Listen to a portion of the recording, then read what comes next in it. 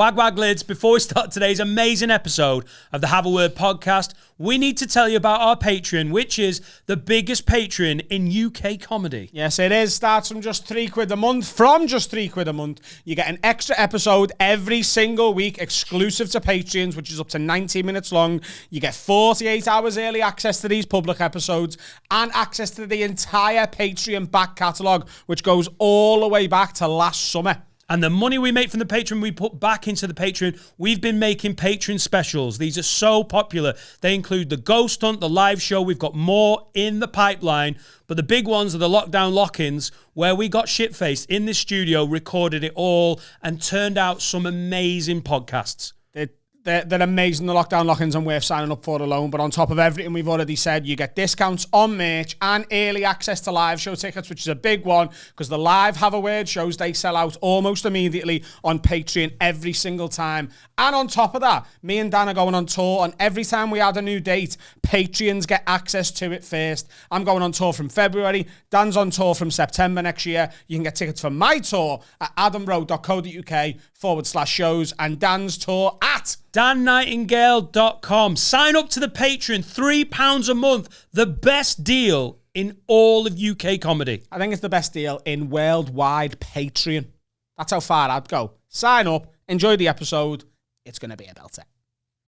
Merry Christmas, Patreons, and happy lockdown, public people. Oh, yeah. It's probably accurate, isn't it? What day's Monday? 27th. Oh, so did we know by then? We should know today for then, but we'll see. But anyway, it's the 27th Christmas Day 28th. thing. Yay! But Merry Christmas. Thanks for being a patron, you fucking legends. And to the public people, you know, if you were a patron, you'd have got the Merry Christmas message, but you missed it. The public. How are we? They're good. I've just paid some fines. I've just done that. You know when you're like, yeah. Yeah. I've got a couple of parking fines. And also a debt collection company from when I used to live in Leeds in 2016. And weirdly, it's the debt collection company that Laura worked for 3 months. I was like, a thing from BW Legal came in. I was like, Laura, you know when you're like, this is, what the fuck? It doesn't make sense. I was like, I think this is for you. And then it was like, can we have £23 from when you moved out of your flat? 23. And I think it's bullshit. I think they've done one of those things where they're like, we need that money. You moved out and didn't pay your thing. I would have sorted the bills. I think they just didn't have a new tenant and they've put it on me. But as it's 23 quid, can't be asked because my credit rating is top and I want to keep it that way. And the 23 quid's not enough. But it was a weird thing when I was like, here's 23 quid debt from your past. I don't know how they've just worked out where I am. Just by chance, it was a company that Laura worked for. She worked for them for 3 months and she quit like that because she'd never worked in debt collection before. She'd always worked in credit control. So credit control is debt collection, but from company to company. It's like, look, you hired something from us. Can you pay that fucking invoice? And all of that. And she enjoys that because there's not like a victim on the end. There's just some cunt who hires whatever. She worked for a tool hire company. But when it's actual debt collection, you're ringing up people. And she rang up this person who was like, I don't understand. Like clearly someone who didn't get what was going on. And Laura was like this on the phone, like, we can't, this is not all right. Like we're pushing for a bill. And the guy over, who was like a supervisor, went, just get everything you can get. And she went, no. Right. And she cried when she got out of work. I used to pick her up from work and she was like, I never want to go back there. Can I never go back? She genuinely mic dropped. That was it. Because that's the level of cuntery that was going on. Like, yeah, have they got special needs? They might have special needs. Do they need a carer? Do they need assistant? Couldn't give a fuck. We've bought the debt. We just need as much as we can get. And like, no one gave a shit. I've come up with a plan for any future debt companies that get in touch with me. So I've looked into it, and I have actually looked into this. You can legally demand to pay by either cash or check. You do not have to pay online. So I'm going to start sending them checks in packages that look like bombs. Oh, nice. So little red light coming through the packaging. Yeah, you can ticking sound. Couple of wires sticking out, little ticking sound. Like really old school bomb. Yeah. Just be like, write on it, the check's in here. Have a good one. Yeah. Maybe text your family before you open this. Yeah. and then I'll send it. And no one's ever cashing that check, are they? It'd be amazing. I paid it. I sent them a check. I just sent it in a weird box. That's not illegal. It's say- not illegal to send things that look like bombs in the mail. Probably. Yeah, and he's right because he's done that legal training and he knows that for a fact. He's counsel. If anyone needs counsel, you know the hardest thing of that whole scheme would be finding your checkbook. I just ordered one from Santander. Oh yeah. That's the way around that. But they'd send it in a box that looked like a bomb. Yeah. No, they don't do that. No, they don't. They're a proper company. I don't know where my check is. Checkbook, I have no idea. And I'm the old like I'm the one who's like, I still enjoy them. I pay with postal orders. I haven't seen my bank card for 8 months, and I'm waiting for it to renew in June to get a new one because it'll knock my Netflix off, and I don't want to change the account. Oh, you're all Google Pay. Yeah, No, not Apple Google Pay. Pay. Apple Pay. I respect that. Yeah. Do you know it's somewhere that someone can't be using it? Well, it has to be because I lost it early this year, Yeah. and no money's come off it. So it must be in like How often do you look at your bank to check that though? I look semi regularly just for that. See, if I found a bank card now, I'd be like, ooh, maybe someone's done that, and I'd just use it every now and then. I'd use it to buy like me Snickers in the petrol station, me coffee. All these bomb making equipment. Just tap. That's how you. There's no trace. But I've cancelled it. So if you have found it and it's in your house, it doesn't work. Good save there, Carl. They'd be like, God, I found that card. I won't try it now. Carl's told me. I got told by someone who works in TSB. She's in my old work. She was like, if you go on a night out with your mates and you just blast your contactless for your round, this was her job in the bank, and then ring the bank and said, I lost my card about 10:30 last night on a night out. Don't know where I lost it, and they've smashed the limit on, like, they've paid loads of drinks and stuff. The bank will just refund you because they haven't got the time to go and check all the CCTVs and stuff. They just give you money back. Yeah. Why don't we start doing that with the business card after the live shows? Because we spend some money on the bars sometimes. We just do it every time. You were good. You used it for a bit. It's funny because I'd gone home and you were out and installing our bank, our business bank is such a grass. Yeah. Adam Rowe spent. It's like bitching men. Dan, just to let you know, you're at home. But Adam Rowe spent I this much money. bought 3 rounds on the business card and then I bought a bottle of champagne with my own. That's allowed. Don't you worry about it. We're Of course it's entertaining. allowed. Yeah. But she also said... I also paid for all the hookers with Finn's bank card. Do they take bank? Oh, They have to now. Oh, nice. Nice. Contactless payment, Hell of a contactless Christmas coffin. bonus. Go on. Sorry, what are you saying? Carl? she also said if you pay for an all-inclusive holiday on your credit card, she said someone done it once. So the cabanas on a beach, what a cabana is. It's like a bed on a beach. Yeah. What's a Copacabana? I'm not sure. It's a bar. Is it cool? Oh yeah, the drinks are free. And because the holiday was sold as all-inclusive, but they had to pay extra for this cabana, they bought it and then went on and went, oh, this was false advertisement, and got the entire holiday's money back. Because he was like, it meant to say all-inclusive and we had to pay for this. Right. I think you might hit trouble trying that. She said people do it regularly. Really? Yeah. Fucking hell. We got my wedding shoes for free by someone worked for the company that owned Top Man. And they were... Did he steal them? And they've gone bust now. I just walked in and stole them. Apparently it's free. If you just run really fast. With my wedding shoes. What an absolute council move that was. Apparently, if the order's under 100 quid and you go, it just didn't turn up. Or was it was something more like 60 quid? You don't check. If it's less than 60 quid, it's too much faff chasing it round. So they're just like, the supervisor like, write it off. Yeah. Send the stuff again or give them a refund. If you buy a telly from like Curry's, Here we go. This is real, this one. So you get your brand new telly. Put the old telly. No, get your old telly and smash it so it's unrecognisable. And say, take a picture of it and say, this is what arrived. Because it's like when they find a dead body and all the teeth and fingers are missing and they're like, we can't identify this. Curry's do that with tellies and they'll just refund the new telly. And what did you say? What? This just literally got out of the box. You don't say, oh, I dropped it out of the box. You say, I 29 times dead hard. No, you don't put any blame on yourself. Oh, of course. You just say, I've taken the package off the delivery man and I've opened it and it looks like this and it's just shattered to bits. Right. You just really go to town with your hammer and your axe. Yeah. Yeah. And they're like, fuck, we've got to stop using this Hermes. one's actually on Hermes Curry's frequently asked questions. on the website. Hammer and axe damage. Yeah. Yeah. There you Try go. that. Try that Beat with your the new system. telly. They just never worked it out. Curries are like, God. And even better one, if you burn your mouth on a steak bake from Greg's, they're actually liable. Yeah, because So, it doesn't say hot on the package. ABH. How many times you've been in court for that? 17. 17. You won every time. Yeah. Yeah. Yeah. What? What you win? What? What you win? More steak bakes. Yeah, It's a vicious And he- circle. Oh, The judge is like, more steak bakes. He's like, straight round. Gets them again. Blow on them, you fat cunt. What's this? It says do not drink on bleach, so they're not liable. Right.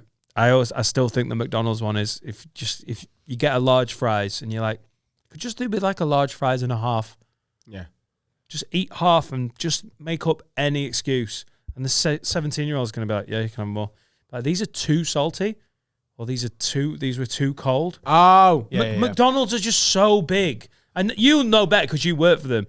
But you could just basically eat half and then go, I don't think these taste right. And they're never going to go, right, well, they do. They're just like, because customer service is more important than one complaining fucker. Go into the like drive-thru. actually going further with it. You So can they're just also, like, there you go. if you take your double cheeseburger back on your cock, Yeah. just be like, there's a cock in me double cheeseburger. And they'll be They'll like, go, cool. fucking hell. Sorry. Get him a new one. They'll say, fucking hell. Yeah. Oh, that's, yeah. Fucking hell, that's a massive cheeseburger. Excuse me, there's a cock on this cheeseburger. Yeah, it's yours. That's more than a quarter pounder. Yeah, because you just show them it with a cock in. They're like, fucking hell, it's mad that. And then you wrap it back up and tell them to put it straight in the bin. While your cock's out. Not you, though.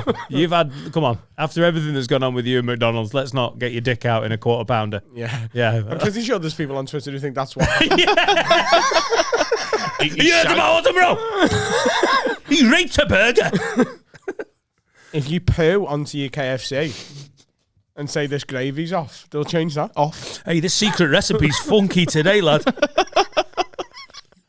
This gravy's off. You've had a shit in the box. You just made me spooge on my. You made me laugh while I was drinking, and my new merch she's got all. Hey, dear. What else? What life hacks? Oh, life hack. Life hacks. I follow someone called Sydney Riaz on TikTok, and he does a load of things. What? I follow someone called Sydney Riaz. Sydney I think it's Sydney Riaz. Riaz. There's that first name and surname. I love that when that happens. Sydney just feels like someone that my granddad probably knew. Yeah. And then Riaz is like a middleweight boxer from Mexico, innit? Yeah. Sydney Riaz. He's both of those things. He's a Oh, middleweight God, boxer in New York, yeah. Oh, my God. I can't believe I didn't remember it. My granddad's only got one middleweight I Mexican think that's world his name. champion It's boxer. Sydney Sutton, I think. It might not even be Sydney. It's like Jeff Rodriguez. There's certain That's names. it. Oh, it's Jeff Rodriguez. But he does this TikTok trend of I wish I knew this before I was in my 30s, and it's just loads of little things that just like help you change your life.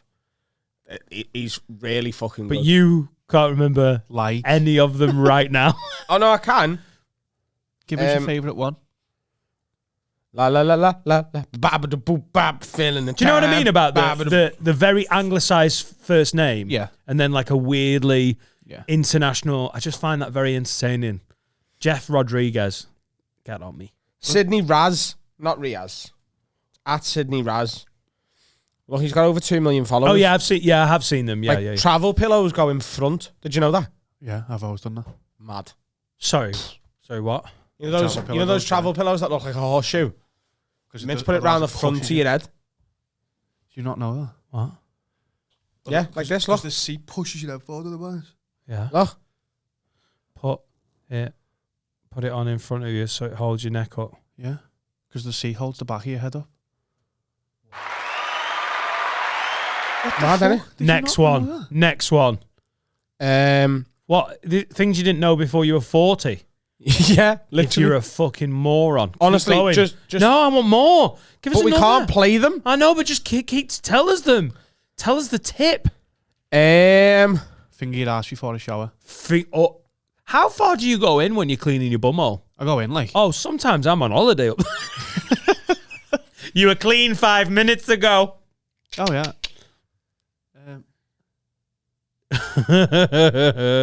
Finn's gone on life hacks. Right. Oh my God. That's unbelievable. That's bollocks. Is it? What is it? Absolute bollocks. dump- Dumping the contents of your cutting board into a bowl, Flip the board around for a genius way to prevent spills. Yeah, I'm not into that. I like it. I think the forward-facing travel pillow is phenomenal. Yeah. Great. All right, cool. Sydney Raz. I'll take that. If that was just your one little taster, I give you that. That's excellent. He's great. There are those little things that you're like, oh, of course. Like when we realised with juice, like kids with juice cartons are a fucking nightmare. You know the little wings on the side? Yeah. Just go hold them by that. Because otherwise they go... Yeah. Kids are just idiots with it. So What you give about- them you know when a Ribena is full, Why don't you just give them glass bottles? what, when you're out and You like can't squeeze them. what? Like a Ribena carton, Adam. Yeah. You know, when you Just don't get them cartons, give them glass bottles. Right, You can't cool. squeeze glass bottles. don't go on holiday. There you go. That first one of yours was shit as well. I hate you. What about I the hate one you. in your can there, Dan? Cunt. You okay? Horrible. Get off. You okay? Don't touch me. Don't touch me. Read about Christmas. What about the straw hole on the top of your can? I like that one in the tab. Oh, it's just bollocks, isn't it? No, What? in the tab You flip the thing round and the Sort of straw straw, innit? holder. and it goes in a I straw. like that one. But then you're drinking an energy drink with a straw and you might as well touch kids. Might as well. You might as well. Do you think any more life hacks that you'd like to invent On the spot. on the spot? Figure your ass before the shower.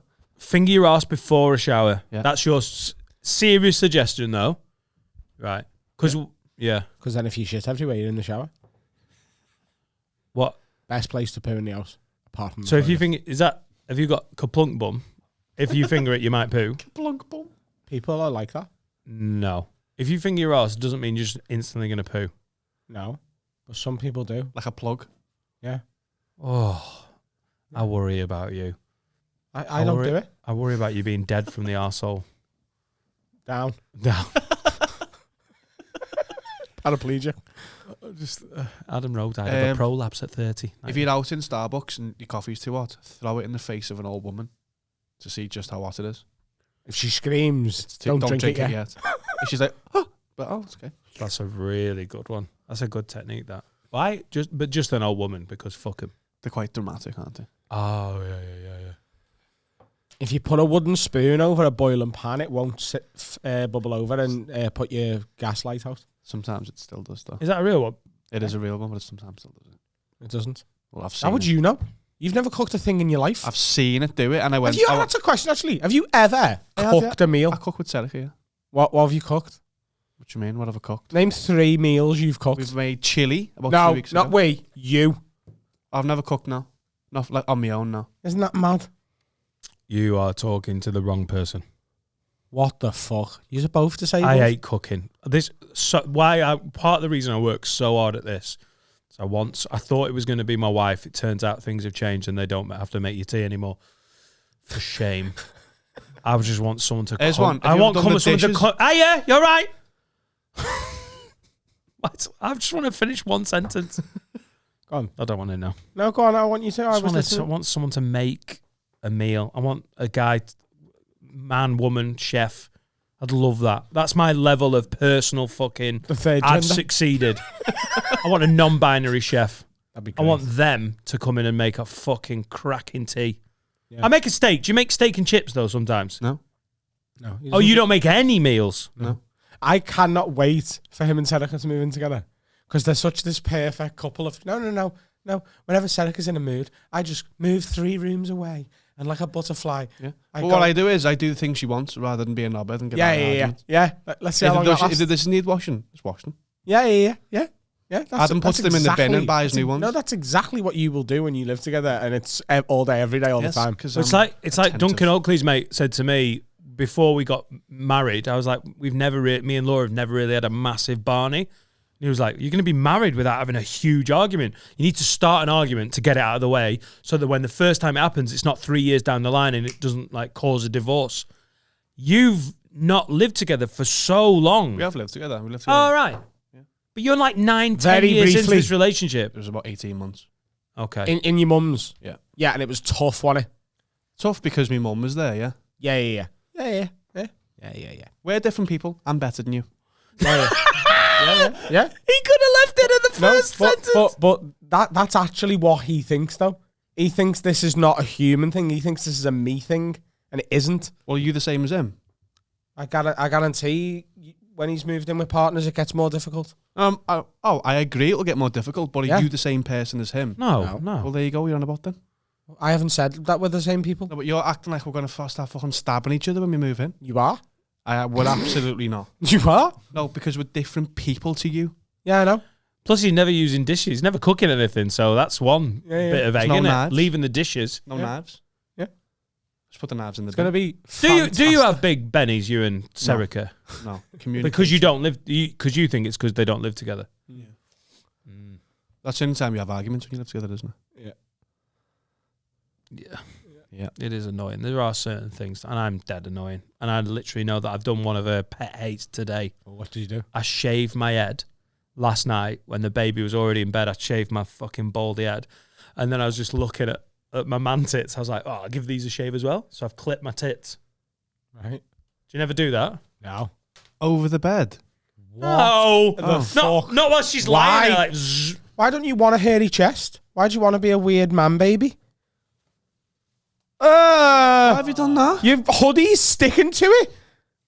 Why have you done that? What have you done that for? I do it every couple of months. Have you got an adult baby fetish? Yeah, that was it. That's what I've come to admit. That's so weird. I've never once shaved below my neck. So you know when I did the Gypsy Call-Out thing and there wasn't loads of hair there? Yeah. That's because every couple of months I clip it. And you were like, you look like a bloody lovely bear. Every couple of months I just clip my chest hair. I'm bald on my head. I can't have a weird forest of... You can. I think you should. Oh, no. That'd be great if you were dead hairy down there. You'd look like Mickey Mouse, but he's having a smoke break and he's took his head off.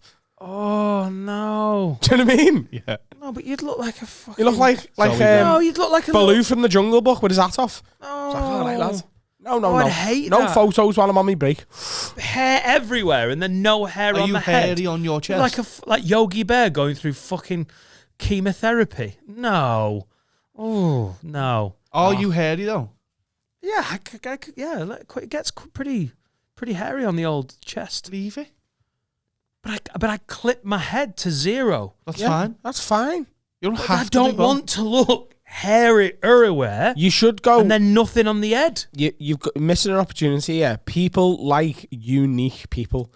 So if you would just like as hairy as possible, neck down, completely shave your beard and your eyebrows off and your hair, and just become like this like alien hair man, bald face person. Yeah, probably work on the branding though. Alien hair man ball face person. That's good. But looking distinct. No. Yeah. No. Then you could get more TV work. You could get more telly work as a comedian. What? That's a little cancer bear. No, you can tick a box. Fucking hell. Oh, have you heard about Dan? Great comedian and also weird face now. So that's Mock the Week sorted. God, I can't wait for you to become an agent after your comedy career. What are you looking for? Half bald, half hairy person. Marek Larwood. What about an Asian comedian? Nah, that's been done. What about a bald-headed, hairy-bodied comedian? Yeah. Fully clothed on stage? Really lose the effect? Yeah. No, I'm all right. Have you got hairy bollocks? I shave them as well. No, I mean, Using Manscaped. are they hairy before the shave? What, using Manscaped code? Word 20. Word 20. Word 20. I'd literally use the Manscaped on it. The Manscaped's got a blade that's not, it just doesn't nick. I've used other stuff before that nicks. If you use the Manscaped, doesn't matter if it's on your head, on your face, or on the... Whoa. Laura's Piobs as well. Do you use the same razor for your arsehole that you do your face? No. I use my... Yeah. Interesting. In the shower. Nothing that touches my bumhole also touches my face, apart from Your fingers. ladies' link tongues. Ladies' link tongues. Said it wrong. Do you never give yourself a little whoop, whoop, whoop? No? What was that? Little shave? Yeah, I shaved myself, but now I've got two razors. I've got a face razor and I've got my Manscaped. All right, cool. My Manscaped is just for the below the belt region. I don't use it on my face. You don't use machine gun. Anyway. I don't use my Manscaped for faces. I tell you what I have done. I've left a pile of head and chest hair on the bedroom floor because the baby had already gone to sleep, so I couldn't hoover it up. And as we're saying this about like the annoyances of living with someone, I know that at some point today, Laura's going to go in that room and go, fuck's sake! Yeah, but she left the mop out last night, didn't she? Shut up. How would you know that? I sent a picture to the WhatsApp group. Let's hope she's too busy at Christmas to watch this episode. Yeah. Yeah. So what's going to happen is Serica's going to be asking you to do stuff Yeah. that she isn't doing, and it's going to drive you mad, because it would drive anyone mad. What, like? She'll be like, I hate the way you leave your clothes all over the floor. I do that. And she will be leaving hers all over the floor, and her incessant nagging at you leaving your shit on the floor will drive, because you'll be like, you're doing it! No, but that's where people are different than you, because you're a psycho. What? Google project. That level of like, that's you. That's Yeah. not everyone has got that gear. I've never been in that situation. Oh, you are an angel. You're just imagining. Yeah. Yeah. I think that was projection. No, I it wasn't. think- No, yeah. no, Wasn't no, no, projection. no, no. Nothing to do with me or my life or anyone I know. No, Just but saying. Also, but they're in their 30s. It's easier. It gets easier in your 30s. When you're in your So is he. sort of. Well, I'm not in my 30s. I'll be 30. Right. That is in your 30s. No. That's stupid. You said a stupid thing. I'm going to be here for you, but I'm looking forward to it. I think you'd overestimate her. No, you're drastically underestimating it. I think You've got Dan. no I think Dan idea. knows what I'm talking about in terms of your attitude. Yeah, just What was it like with the first girl you lived with? Yeah, but at what age? Doesn't matter. who the fuck was that? Faye. What was Oh, she was nice. it? Yeah? Yeah, she was nice. So why didn't I it played work? Champ Man so much. One. You know when you skin, and I was playing Champ Man so much. This Okay. must have been about 2005, and I really got in a groove where when Champ Man did the 99, 2000, 2001, 2001, 2002. And then there was another Football Manager game. I think that's when it split from Champman to Football Manager.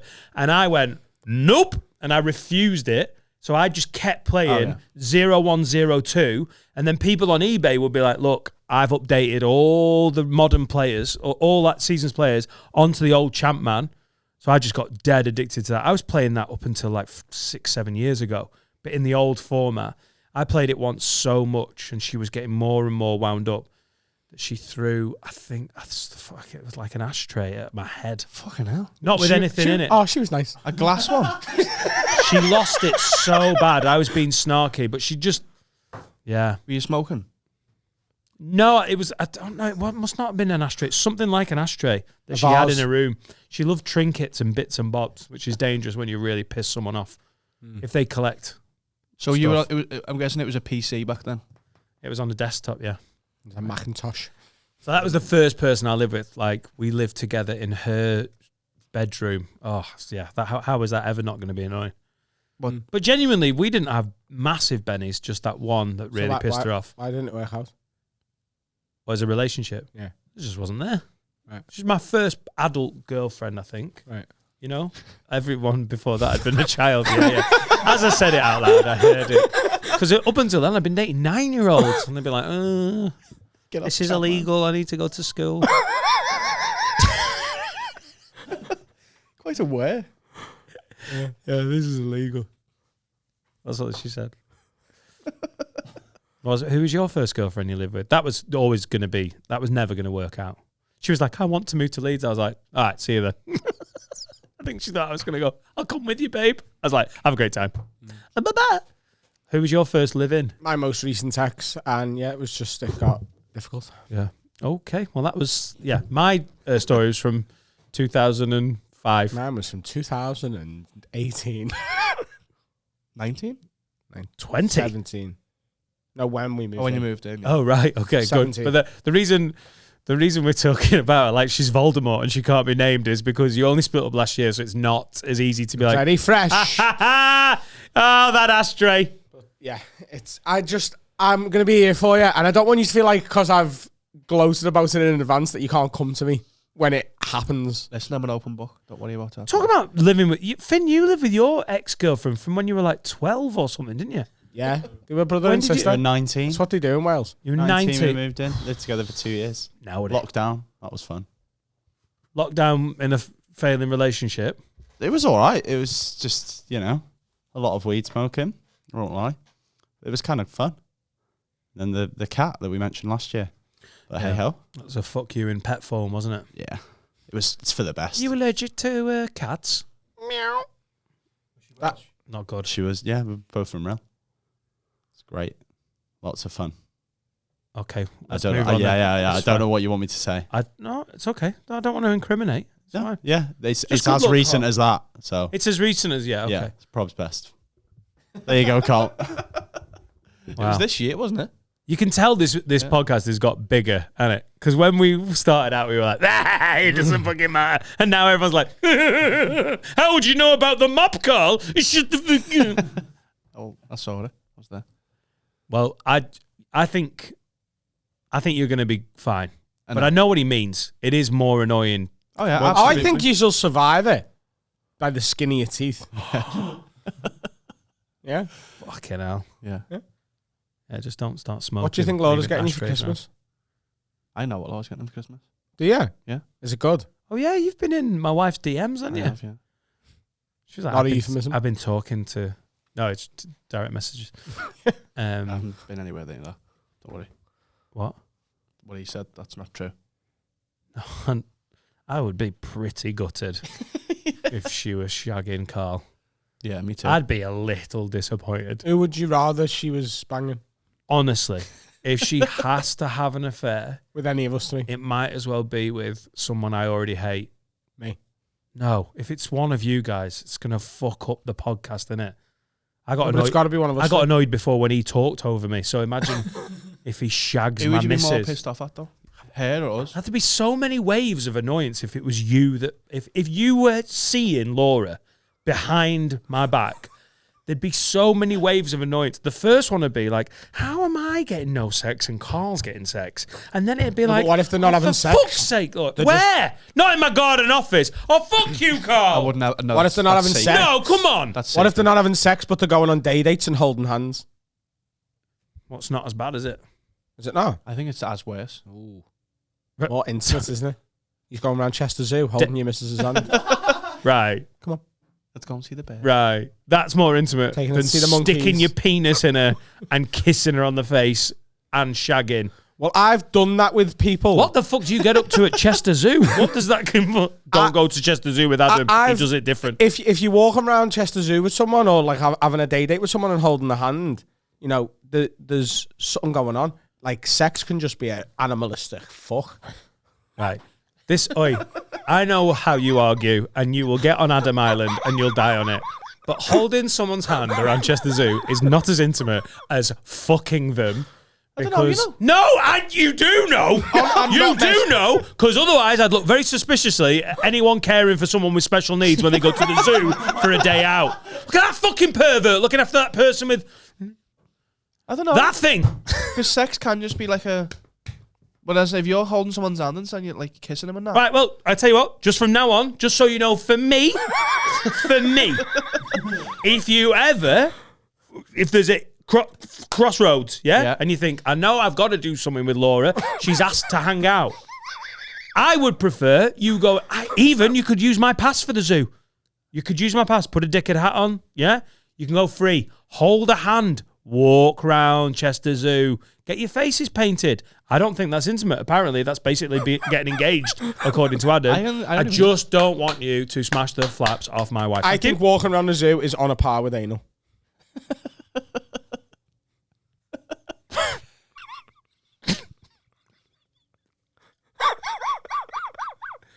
Yeah, what would hurt you more?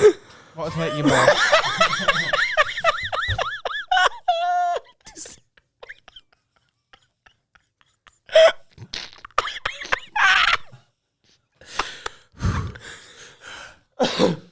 I've shagged more people than I've been in the zoo with them. I've been in the zoo with you.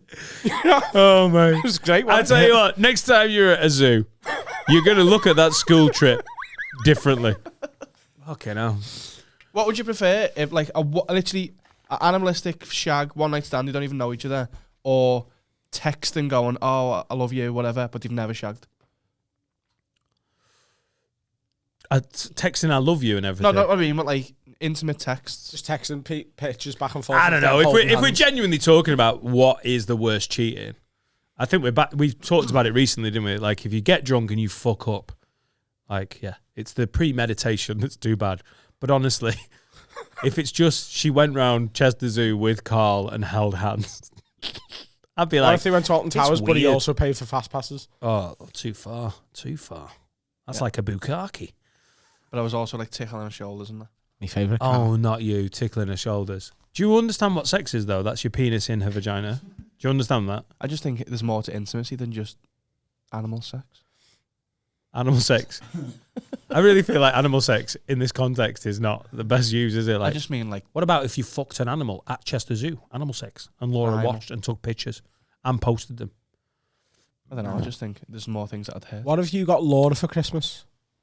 Because A fancy she'll have had it by the time this comes out. a fancy hairdryer. She asked for it. What's it called? I think it's a Dyson Dyson hand Airblade. dryer. Yeah. Hand dryer.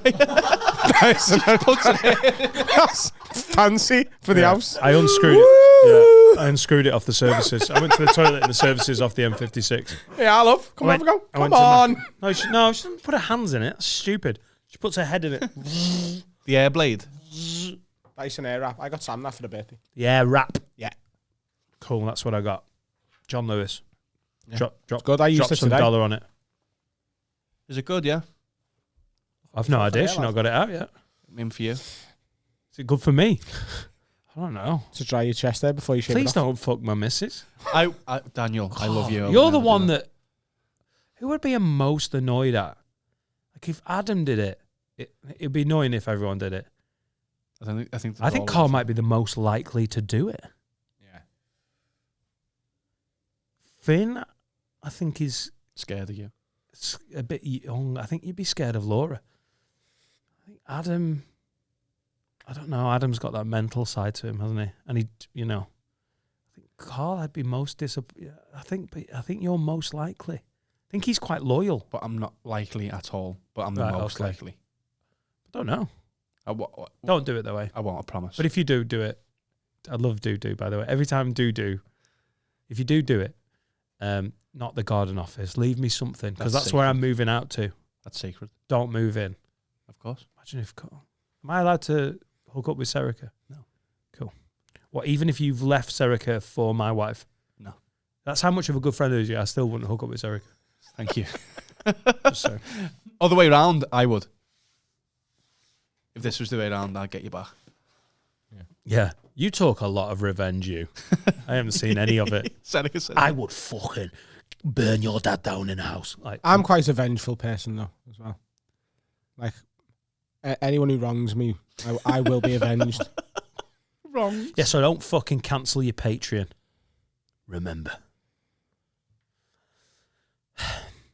But yeah, if anyone ever hurts me or anyone I know and love, Anyway, lives will be taken. this week we're sponsored by Chester Zoo. Go How would there you kill someone? for an intimate. What? Well, I've told you, like a lamb. No. Cook it. Christmas dinner. Actually. Officer, do you want a sandwich? That officer just ate the weapon. Yeah. Be suspicious though if you were offering an officer a sandwich over a dead body, wouldn't it? You were like, I don't know what's happened here. Sandwich?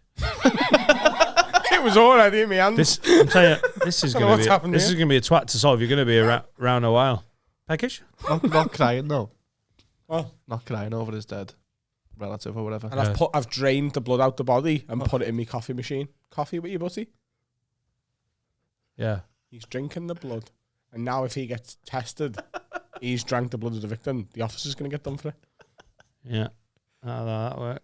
Smart. And is that more intimate than sex? Yeah. Yeah, all right, cool. Should we have a break? Get on me. Wag lids, need to tell you about NordVPN. Grab NordVPN's holiday season deal by going to nordvpn.com/haveaword. Use code haveaword to get up to 73% off your NordVPN plan plus a bonus gift. I love NordVPN. It's an absolute honour to have them on board as a sponsor because I love telling my laptop that I'm in a different country. And the reason for that is, first of all, you get access to American Netflix by telling it you're in America or Canadian. And the libraries of stuff is just massive over there. But the big one for me, you can watch the footy. You can watch like the footy, like the 3 o'clock footy in the Premier League all over the holiday season. You can watch it on your laptop because you can just say, hey, I'm in Mozambique, me. And they're showing it in Mozambique. Oh, what, they're showing it in Tunisia today? Are they really? What about Belarus? I'll be in Belarus then. That's what you can do with a VPN, and I love it for that. The footy is the big selling point for me, and if you want a way to watch the footy over the Christmas period while you're visiting your family or at home or whatever, you can do it using NordVPN and just lying about what country you're in. So grab NordVPN's holiday season deal by going to nordvpn.com/haveaword. Use code HAVEAWORD. Get up to 73% off NordVPN Plan Plus. A bonus gift. This is the best sponsor on the planet for me, because now I get my VPN for free, but you still have to pay for it. But 73% off. Quite a good deal. You went big at the end there, didn't you? I did. I'm just flexing. You're loving that NordVPN cock. I'm sucking your dick, but I'm in Belarus. Belarusian dick tastes better, especially at Christmas. And it's cheaper. Yeah. That's the gift. A Belarusian cock. I hope they keep us. Welcome back to part 2 of 4. Not me. That means I have to have a blowjob now, because it's ring for a blowjob. I'll suck your dick. Get out. I will suck your cock if you get out right now. On a public episode? Yep. That would be less weird if it was a Patreon special. Get your cock out. You've rang the bell. But I won't be able to get it hard. So Adam will. I'll do my best. I could have any. This could be any face. Close your eyes and imagine I am Melinda Messenger. Melinda Where Messenger. Fuck did that come Adam from? Adam went into his big brain of randomness and pulled out Melinda Messenger. Had to dig deep because we've nearly forgotten about her. Last time someone had a wank over her was 2008. But Adam's still keeping Where the it. fuck have you just got Melinda Messenger from? What do you mean? She was Powie, like. Yeah, she's always on my mind. Baby, you seem restless. You seem restless tonight. I know, Sam. I just can't get to sleep. Got Melinda Messenger racing through me brain. Do you ever count Melinda Messengers to get to sleep? You ever tried that? No, count sheep. Cool. She's single. Is she? Yeah. Hey? She bemoans being single, she said. She'll be moaning when I fuck her. She'd be moaning. Not complaining. I'd rather have a blowjob off Melinda Messenger than you. Is that all right? Are you taking that personally? No, No. I get it. Yeah. I think. But I'm all you've got. Cool. Glad I rang that bell. Did you take Melinda Thanks, Messenger Jilly to from walk Watford. She sent us some lovely Christmas presents. Thanks, We Jill. got some edible vaginas. Yep, edible pussies, it was called. Edible pussies. They weren't very nice. I got glow-in-the-dark sex dice. Glow in the dark sex dice. Do you want to get one of them and have a go? They're over there, it's fine. I can't, yeah. And we got some jellied cunts. No? Oh, dear. Kama Sutra. Oh, Kama Sutra sweets. Sweets, yeah. And we got a whip and Yeah. some handcuffs. Oh my God. I've just thought of something I could say to someone whenever I avenge myself or someone I love. Right? So, like... I can see how that train of thought, yeah. right. So, I fuck them over and they're fucked and they're crying. And I'll go, Kama Sutra. Oh, nice. Yeah. Good, that. What would add another layer? If you killed them using a weird sex position, Yeah. that would be great. If you just killed them doing the fucking reverse helicopter. The bumhole suffocation. And I'm like, Oh. Kama Sutra. And then she takes her last breath and it's just my poo. Oh, dear. What a lovely, subtle use of words. Subtle. Kama Sutra. When creativity fails you, just go as gross as possible. What's the bumhole suffocate? Just talk me through it. I think I know, Yeah. but give Right, me. so you know how people breathe out their nose and mouth? Yeah, you put your bumhole on it Put my ass cheeks around those things. Yeah. and go full Bane. Yeah. You think my bum hole is your ally? I was born with this bum hole. It's a German Bane. I'm not doing Bane. I'm doing your arsehole. Hello, madam's arsehole. I could explode at any time. every time I do bed, I feel happy. Have you broke the law there as well? No. What do you mean? Just having sex and they suffocated. No, once again, I haven't studied law, but I think if you suffocate someone with your arsehole and they die, your arsehole becomes a weapon. Does it? I think mine's already classed as a deadly weapon. You're like a boxer. Like a boxer can't punch anyone. Adam can't Because it's like... You can't pass wind near a child's head. No. Legally. I did fart on a child in a Christmas. I know, but yeah, you got a warning. Yeah. Yellow card. Yeah. There's been laws passed, hasn't there? Because like the rough sex laws have been passed where it's not a good defense anymore. Because men were like killing women during sex and then getting off with it because they were saying, That's true. Yeah, she wants to be shot. In the back of the head when she wasn't looking. They just recently, loads of laws changed because men were like, yeah, she was into gunplay. Yeah. Alec Baldwin. Fucking gun up there. Oh, it's gone off. Shot her in the pussy. Can't do that anymore. Boom, boom, I boom. can't do that Political anymore. correctness gone mad. Boom. The good old days when you could just shoot a woman's tits off. Please don't clip that, Carl. Don't clip that, Carl. That's a genuine thing. Men were getting off with murders of a sexual nature because they were claiming a rough sex defense, which is now no longer considered a good legal defense. Choking and stuff. Yeah. Mad. Makes sense. Good. If you're one of those people that got off with that, I hope you get fucking shot in the vagina. Should we do some questions? Sure. Or? Well, I'd like to.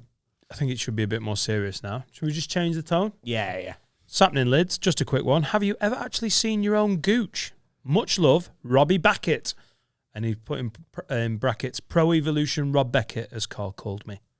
Have you ever actually seen your own gooch? I have. Yeah. I could feel a lump there, so I squatted over a mirror. Wow. You lowered the weapon over a mirror. Well, I didn't really squat. I sort of like laid in the birthing position and held the mirror. And just in the just a birthing big position. spot. You had a gooch spot. At least you didn't have cancer of the gooch. Yeah. They don't call it that, do they? They call it lump. What do they call it? They call it Warrington cancer. They call it Gucci lymphoma.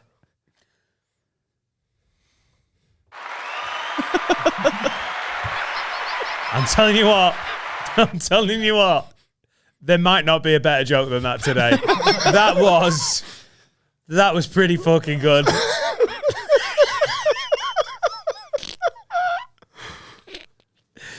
Have I ever seen my own gooch?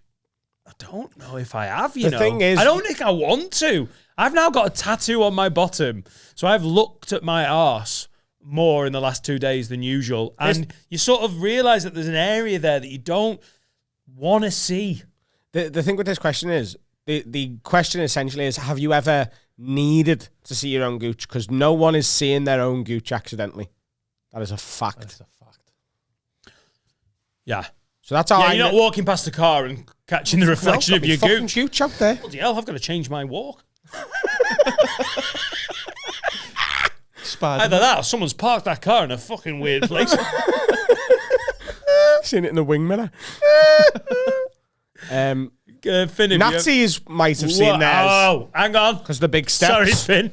The big steps that they had, that's flashing your gooch, innit? So if you were doing that in front of a mirror... Is it called a gooch step as well? The gooch step. That's what it was originally called. But then people were getting onto it, so they changed it.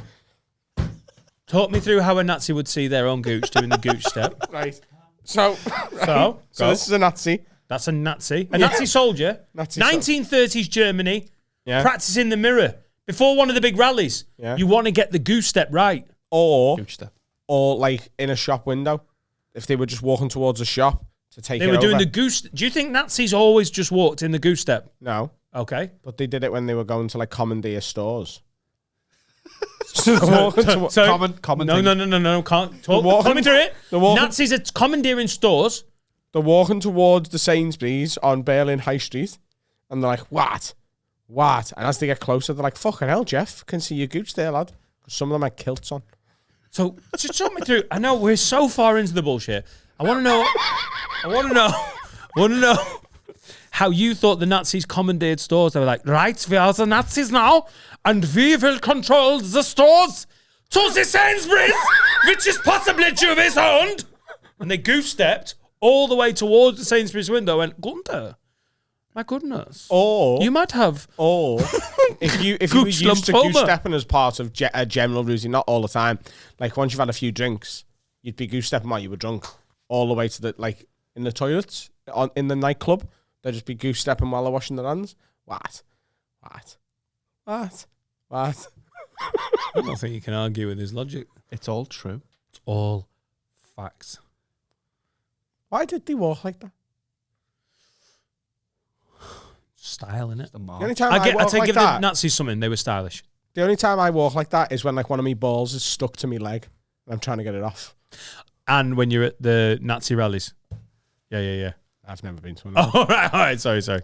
No, they were. I will say this about the Nazis in Germany. Great graphic design, very stylized. Obviously, horrific, murderous, horrible, racist Nazi Hugo cunts. Boss. But they knew how to put on the clobber, something like clobber, pretty nice. Not And tonight, the rallies. They were the first breakdancers, essentially. Talk me through that. It's just early breakdancing, isn't it?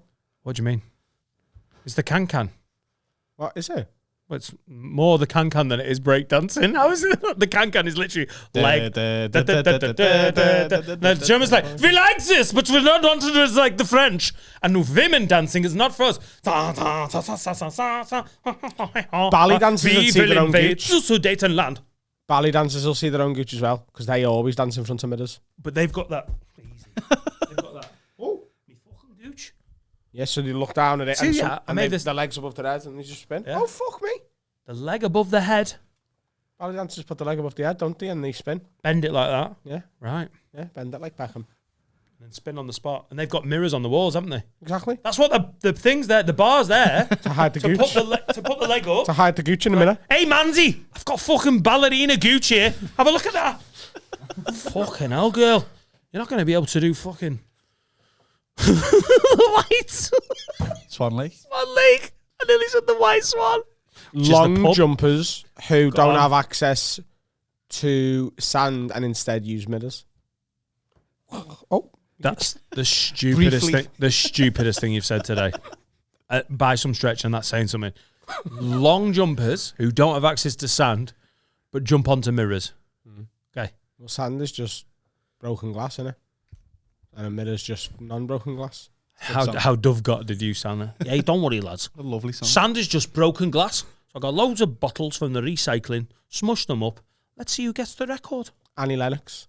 She was always walking on broken glass. Oh. So when she was looking down, By the way, Dovecot Park, there's a little crossroads. Because when we went to Zoe's place the other day, I drove through what the where Blazing you're Squad song was from. about. Right? There's a little crossroads. Crossroads. Dovecot Park on the corner. There is a shop. What's the shop called? I imagined little Adam Rowe stealing from it. What was Big the Extra. Oh my God. That wasn't it when I was a kid, but Fuck me. What a shop. did you go in? What a shop. Yeah. You went to Dovey? I drove past Dovey. You went in Dovey though? I went in Dovey. Got out. Took a few applause. People were like, fucking hell. It's the fucking second one. It's not Adam. Oh my God, it's not Adam. It's not Adam. Fucking great part, lad. And I went in the Big Extra. One of the best shops I've ever been in. Have you been in for the... Right, Liverpool. If you're ever in the Dovecot area...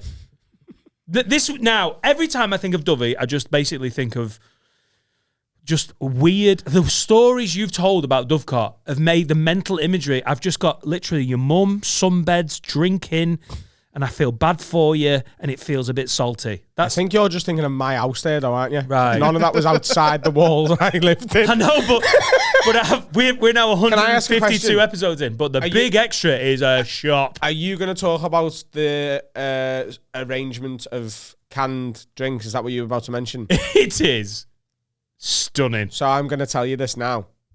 That is every shop that is run by a man from South Asian descent in Liverpool. Yeah, they've all got it. They've all got that array of cans. And sweets. Yeah.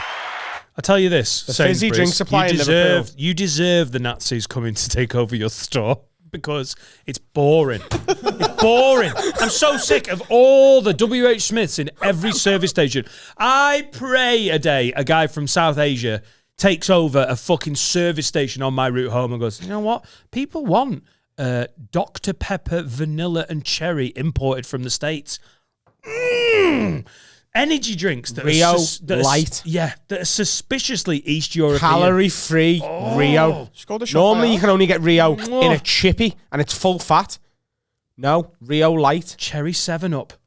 Oh, just a Welcome to 7-Up. Liverpool, Yeah, lad. we're used to A that, hint of cherry. Yeah, We're this used is to not new to us. Not new, This lad. is we've grew up with that selection.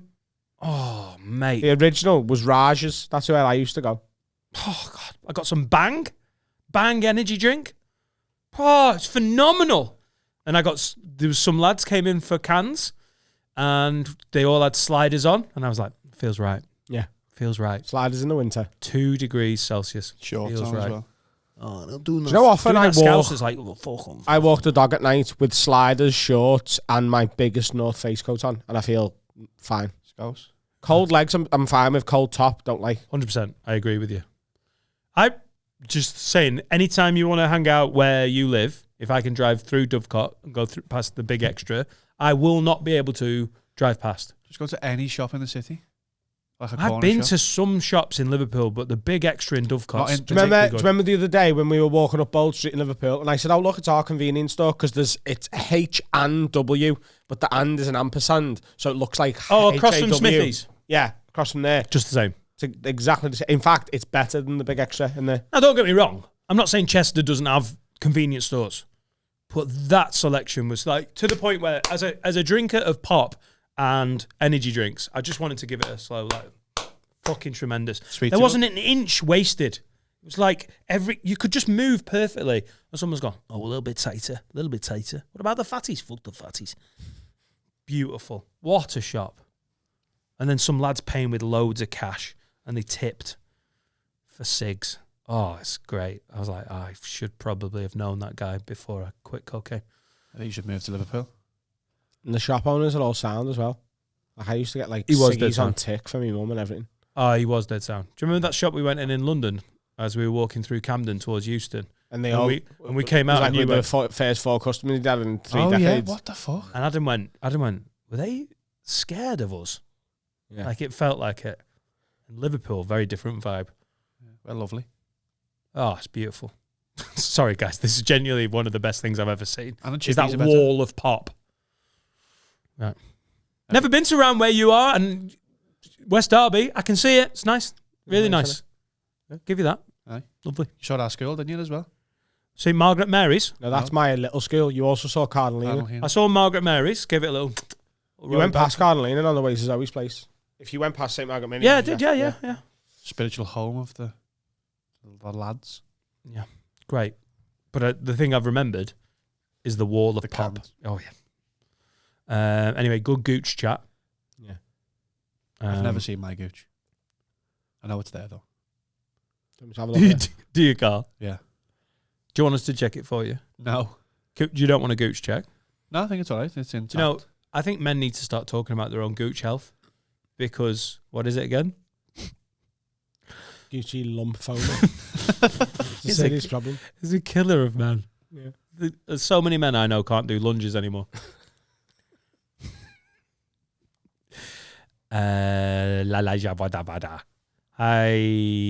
Oh yeah, Ross Keenan says, hi Lids, long time listener here, but first time emailing. If you could be the patron saint of something, what would it be? Love the pod. Cheers, Ross. So you went to a Catholic school, Cardinal Heman, St. Margaret Mary's, Joseph and fucking everyone else, infant school. But what would you be the patron saint of? I'd literally just clocked Patron. I'd be the patron saint of Patron and save it. Oh yeah. I just can't believe they're fucking off Patron. They're going to replace someone.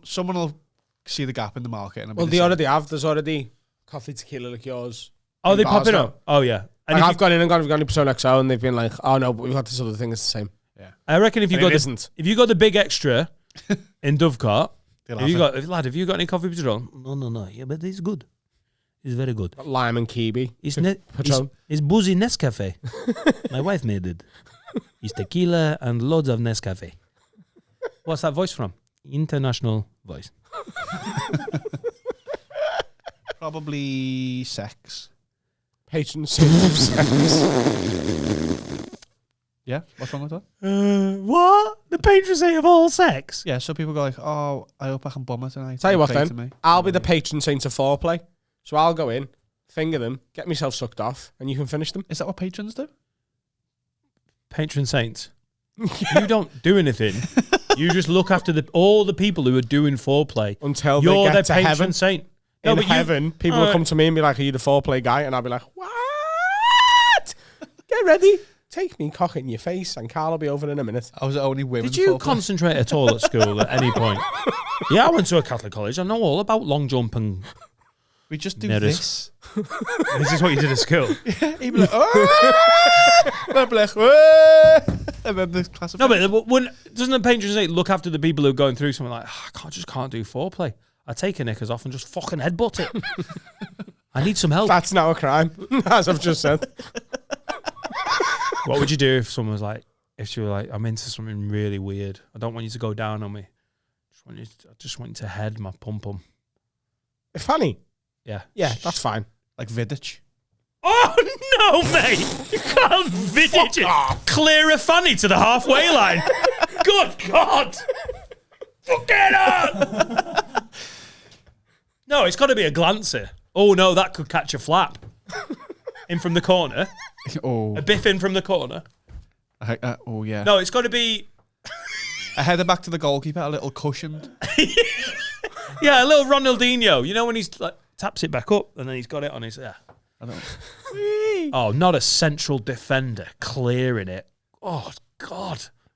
Jan Collar, the central striker. Fuck off. Top bin. Lewis Garcia, the whip from the edge of the box. Fuck off. Ian Bushell. Put spin on it. Ian Bushell from my fucking school. God, that kid could fucking head the ball. Steve Bruce's title-winning header. Bruce! The Van Persie diving header, that'd be good. Oh, my God. You could drown. Kids can't header no more, you know. Was you in that law? Because of CBT. Yeah. Under something 13s, is it? There's only 10 headers allowed per session. Well, I don't know where Ian Bushell is, but if he'd gone, if his head got... Because every time we played football... Just anything anywhere near him, he had a big square head, and he does that. He was looking at it. It was phenomenal. It's impressive. Like some of the biggest clearances of the game were from his fucking head. If he was now mentally not quite there, you'd be like, yeah, because you were a 12-year-old that could do 42-meter fucking heads. Can't be good for you, can it? Rattling your little brain around. In Spain, they don't head it at all until a certain age. It's all on the ground. So, question then. Right. What does a patron saint do? What's their job? So, say I was a patron saint of wanking. Yeah. If someone was feeling guilty or having trouble with it, they'd pray to me. And I'm up there in La La Land and I look down and they pray to me like, lad, I've forgotten how to wank. I'm doing lefty. I'm too slow or something. But doesn't the person who becomes the patron saint, don't they get that job because they were great at it when they were alive? Isn't that what happens? Yeah, but... Like the Mother Teresa, isn't she the patron saint of like... Hand movements or something? Just being dead nice. Seems. This is definitely already been Googled. What was Mother Teresa? What was she the patron saint of? What makes someone a patron saint? Whose protection and intercession of a person, a society, a church, places dedicated. Yeah, so you're dedicated The to choice is often made on the basis of some real or presumed relationship with the person or places involved. I'll give you that. Yeah. So you think you're so well known for foreplay that when you die and you're canonized, the Roman Catholic Church will be like, oh, do Domini Patre Pate, I'll tell you what, Rowie Bags. He's got to be the patron saint of foreplay. And the Cardinals will be like, oh, yeah. Cardinal Heenan will be there going, yeah, he's a good lad. Yeah, he did this loads in my college. Either foreplay or table tennis. Not podcasting, not stand-up. No, I'm not the best at either of them. But you are the best at foreplay and table tennis. I reckon I'm the best. Jack Spivvy Hunter. Cannot wait. I reckon I'm the best ever white table tennis player. I can't compete with the Chinese. But the patron saints of white table tennis very players. nervous for a Are second. you the there. best ever white 4 player? What? Are you the best ever white man of 4 player? Probably not. No? Now that I know that that's the thing, I'm taking that back. Patrons- I only want to do that so that we could work together after we die.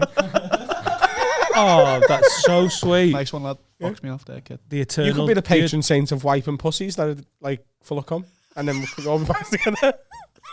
Oh, who's playing to them? What a shit deal that is. I'm the patron saint of Wipe Up. So I finger him, Carl fucks him, and you come and So what? freshen them up. Yeah, I love. So for eternity. Nice and done that. Oh, You're cleaning my jizz up. and also I have to Just deal want to with work all with the. you. I thought it was nice when I said I it's wanted to work with him, and now it's. I know, but I'm the jizz cleaner. A shit job. Just because I didn't go to college with you. Just because. What job do you want to do then? Oh, Carl, yeah, you can bang them, and Dan can wipe them up with a No, wet wipe. he started the banging. Dan, you're always cleaning round the fucking studio. Wipe them up. He started the banging, so he was already the banging guy, and then I had the choice to make myself either the foreplay or the cleaner. And what, honestly, I don't clean in here. That's true. That's eternal. I just want you to work with us. Oh, that's nice. Finn can be the patron saint of making money from everything we do, so he can produce the finger and pussy pound and clean up podcast. Right. In heaven? Luckily, none of us are getting in heaven. So, I don't want to go to heaven. It's full of gobshites. right. Cliff Richard's going to heaven. I'm not going there. Yeah, but you know the other option is hell. Yeah. So, Sick I, kid. I used to Yeah. do a bit about this though, didn't I? I think hell is actually fucking great, and that's why the devil hasn't. It's like the good nightclub, never needs a poster. I think I've seen you get annoyed about loads of things in real life. And I think what we're not sort of remembering with hell is very specifically tailored to you. Oh, I ate So marbles you and footy. know the ick thing that wound you the fuck up the other week? Yeah. It's that, an intense version of that. Like all that, like, oh yeah, it's loads of like people who are just rock and roll and cunts and everything. It's not. It's tailored specifically. It's like a VR for your Yeah, but fucking... it's God who's said that, innit? And he's got beef with the devil. Yeah. So he's got reason to lie about it. Just a great way of arguing that, yeah. I think hell's probably quite good. Yeah, probably is. Well, I'm just saying, just think of the things that God's really annoy ran you. his mouth for years and the devil's gone, I'm just not getting involved. Like, I told you my hell. It's Downton Abbey on repeat, and I can't leave. my hell is having to cancel me Sky. Yeah, it's just cancel it on the phone. Genuinely. Like, just hold. And they play the same fucking Neil Diamond song 17 times in a row. It always feels like, is the Sky in Scotland? Are they? I always feel like it's Scotland that although I found that less of it. I think they That's the Isle of Skye. no, the Sky call centre, very good. The call centre is Scottish, I'm sure. Probably. There's no human in that one. Good one. Very good. Yeah. What's your hell? So I can fake laugh if you want. This is your hell. The dad jokes that the forever would be, yeah. Yeah. I was on the phone to a company trying to do a business loan, and they were from some part of around London. And this sounds like north-south racism, but I just didn't trust them. All right, mate. Yeah, we'll get it sorted for you. Yeah. All right, I just need to take a few details. You're like, you shouldn't be on this job. I just want a trustworthy Scottish. But hello. That's the problem with these today, It's a isn't it? very high interest rate, but Your you accent seem does desperate. not determine how good you are at No, of course it doesn't. But it's just in my coding that, all right, yeah, I'll just pass you on. Yeah, Yeah, all you're right. naturally suspicious. Like if you rang up someone and was like, have a loan, they were like, Yeah, I'll fucking get that sorted. I just need bank details. Now! Please! What accent's that? what? What accent's that? Person of drugs. Very, very Scouse person. who just, Fucking hell, I'll tell you, I've got the loan sorted out. Just need to know your details and your address. And is anyone in? yeah, well, all right, yeah, this sort of like, yeah, a little bit overconfident, a little bit cocky. Didn't like it. Whereas when I've been on Sky, it's been like, hello, okay, I know you're losing your temper, but I'm from near Inverness, so I'll make it all right. It was nice. Didn't mind it. If Do you reckon- Cancelling do you reckon- Sky was like, How you doing? All right. Do you reckon soft Scottish is the most comforting accent? of all the customer services I've ever dealt with, Yeah. soft Scottish, like a sort of not a Glaswegian, more of an Edinburgh sort of Perth. I'm talking out my arse. I'm just guessing places from, like, yeah. I got into a heated debate about something. It was like Sky or Virgin with someone in a call centre in Northern Ireland, and that felt aggy. She was like, I do not have to listen to this, and you're like, I feel like soft, like John Lynn Irish. Oh yeah, oh Jesus, I'm John Len. Like, oh Jesus. The other day, I swapped my phone contract from 3 to EE. The reason I was allowed to do that is I've now got a credit rating that is acceptable enough that EE will give me a phone contract. Right. Whereas 6 years ago, when I got me 3 phone contract, they were the only company who would trust me with one. But I'm now with EE.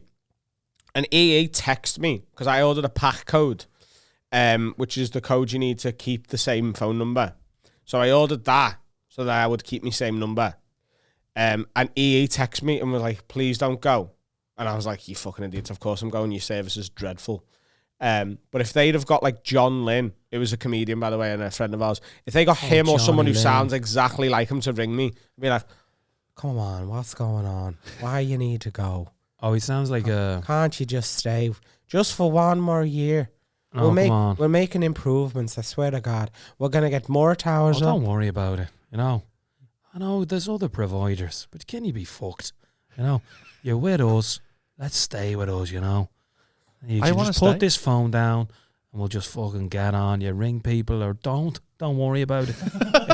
It's a sort of, I think he's from Dublin. I think it's Dublin, a sort of Dublin, soft kind of Dublin, you know. Yeah. Don't worry about it. Hey, if you like an insurance company, listen, the fuck is flooded, right? Get your fucking wellies on and have a cup of tea, you know. That's better, innit? The house is flooded. Hey, come on now. It's not going to stop raining for a while. That's also Don't really worry good about it. dirty talk from an Irish woman. It's flooded. Get your wellies on. Let's have a cup of tea. No, I'm not having Dublin sexy. That doesn't work. Oh, I'm so damn down there, you know. I don't think Dublin's dead sexy, is You it? reckon? Oh, that's a you man's dirty. voice though. I think it's reassuring. It's not. If you could change No, Laura's she's a accent, smoker. Oh, if you could change yeah. Laura's My accent name's to anywhere in the Vanilla. world, where would you change Laura's accent to? East Midlands, I love it. When she gets annoyed, fuck off, go fuck yourself. Yeah, but Or, what would you change it hello, to? Nottingham Hilton. Not Dublin. I don't think so. I'd change it to a Dublin. Yeah. 100%. Would you like this? Not Laura, like my missus. Yeah, would you change? What would you change my missus? Jamaican. All right, Adam, I haven't seen you for ages. You're fucking doing really well in the old podcast game, so you are. No, I don't think Dublin can be sexy. Like, it's not. You can't do dirty Dublin. I'm fucking John Lynn. You're doing a is- man's voice though? No, she's a big girl. There's Hello. a pussy at the end of this rainbow. My name's Siobhan, and I used to smoke loads. No, I think it's brilliant. Do you that think was just a that's little bit sexy? more feminine. All right, Fleming. Hello. Oh my God. Adam. Yeah, a New York Jew. That's what happens if anyone from Dublin gets a cold. They sound like they run an insurance firm. How you doing in there? Brooklyn. How you doing there, Davey? Oh my God, I'm pretty bad.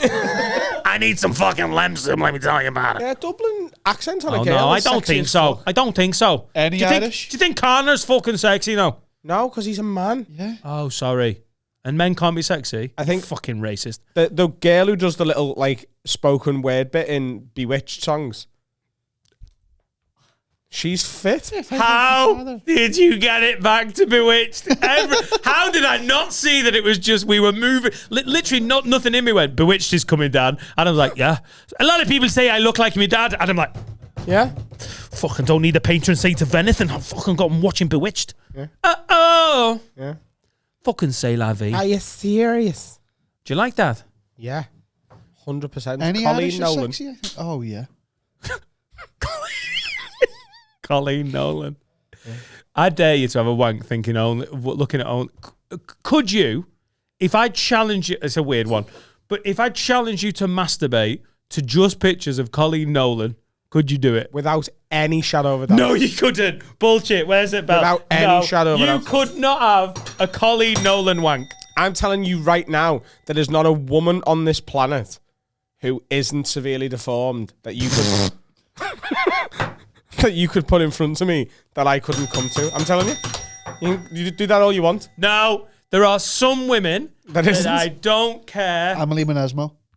Yeah, oh, but that's Maresmo, easy. hang on. That's an easy. I can't do that. Easily. This isn't like genuinely. I Maresmo, mean just this. like imagining her. This is bum not you. even remotely a question. I am telling you right now, you couldn't have an Angela Merkel wank to save your life. Yes, I could. Nicola Sturgeon.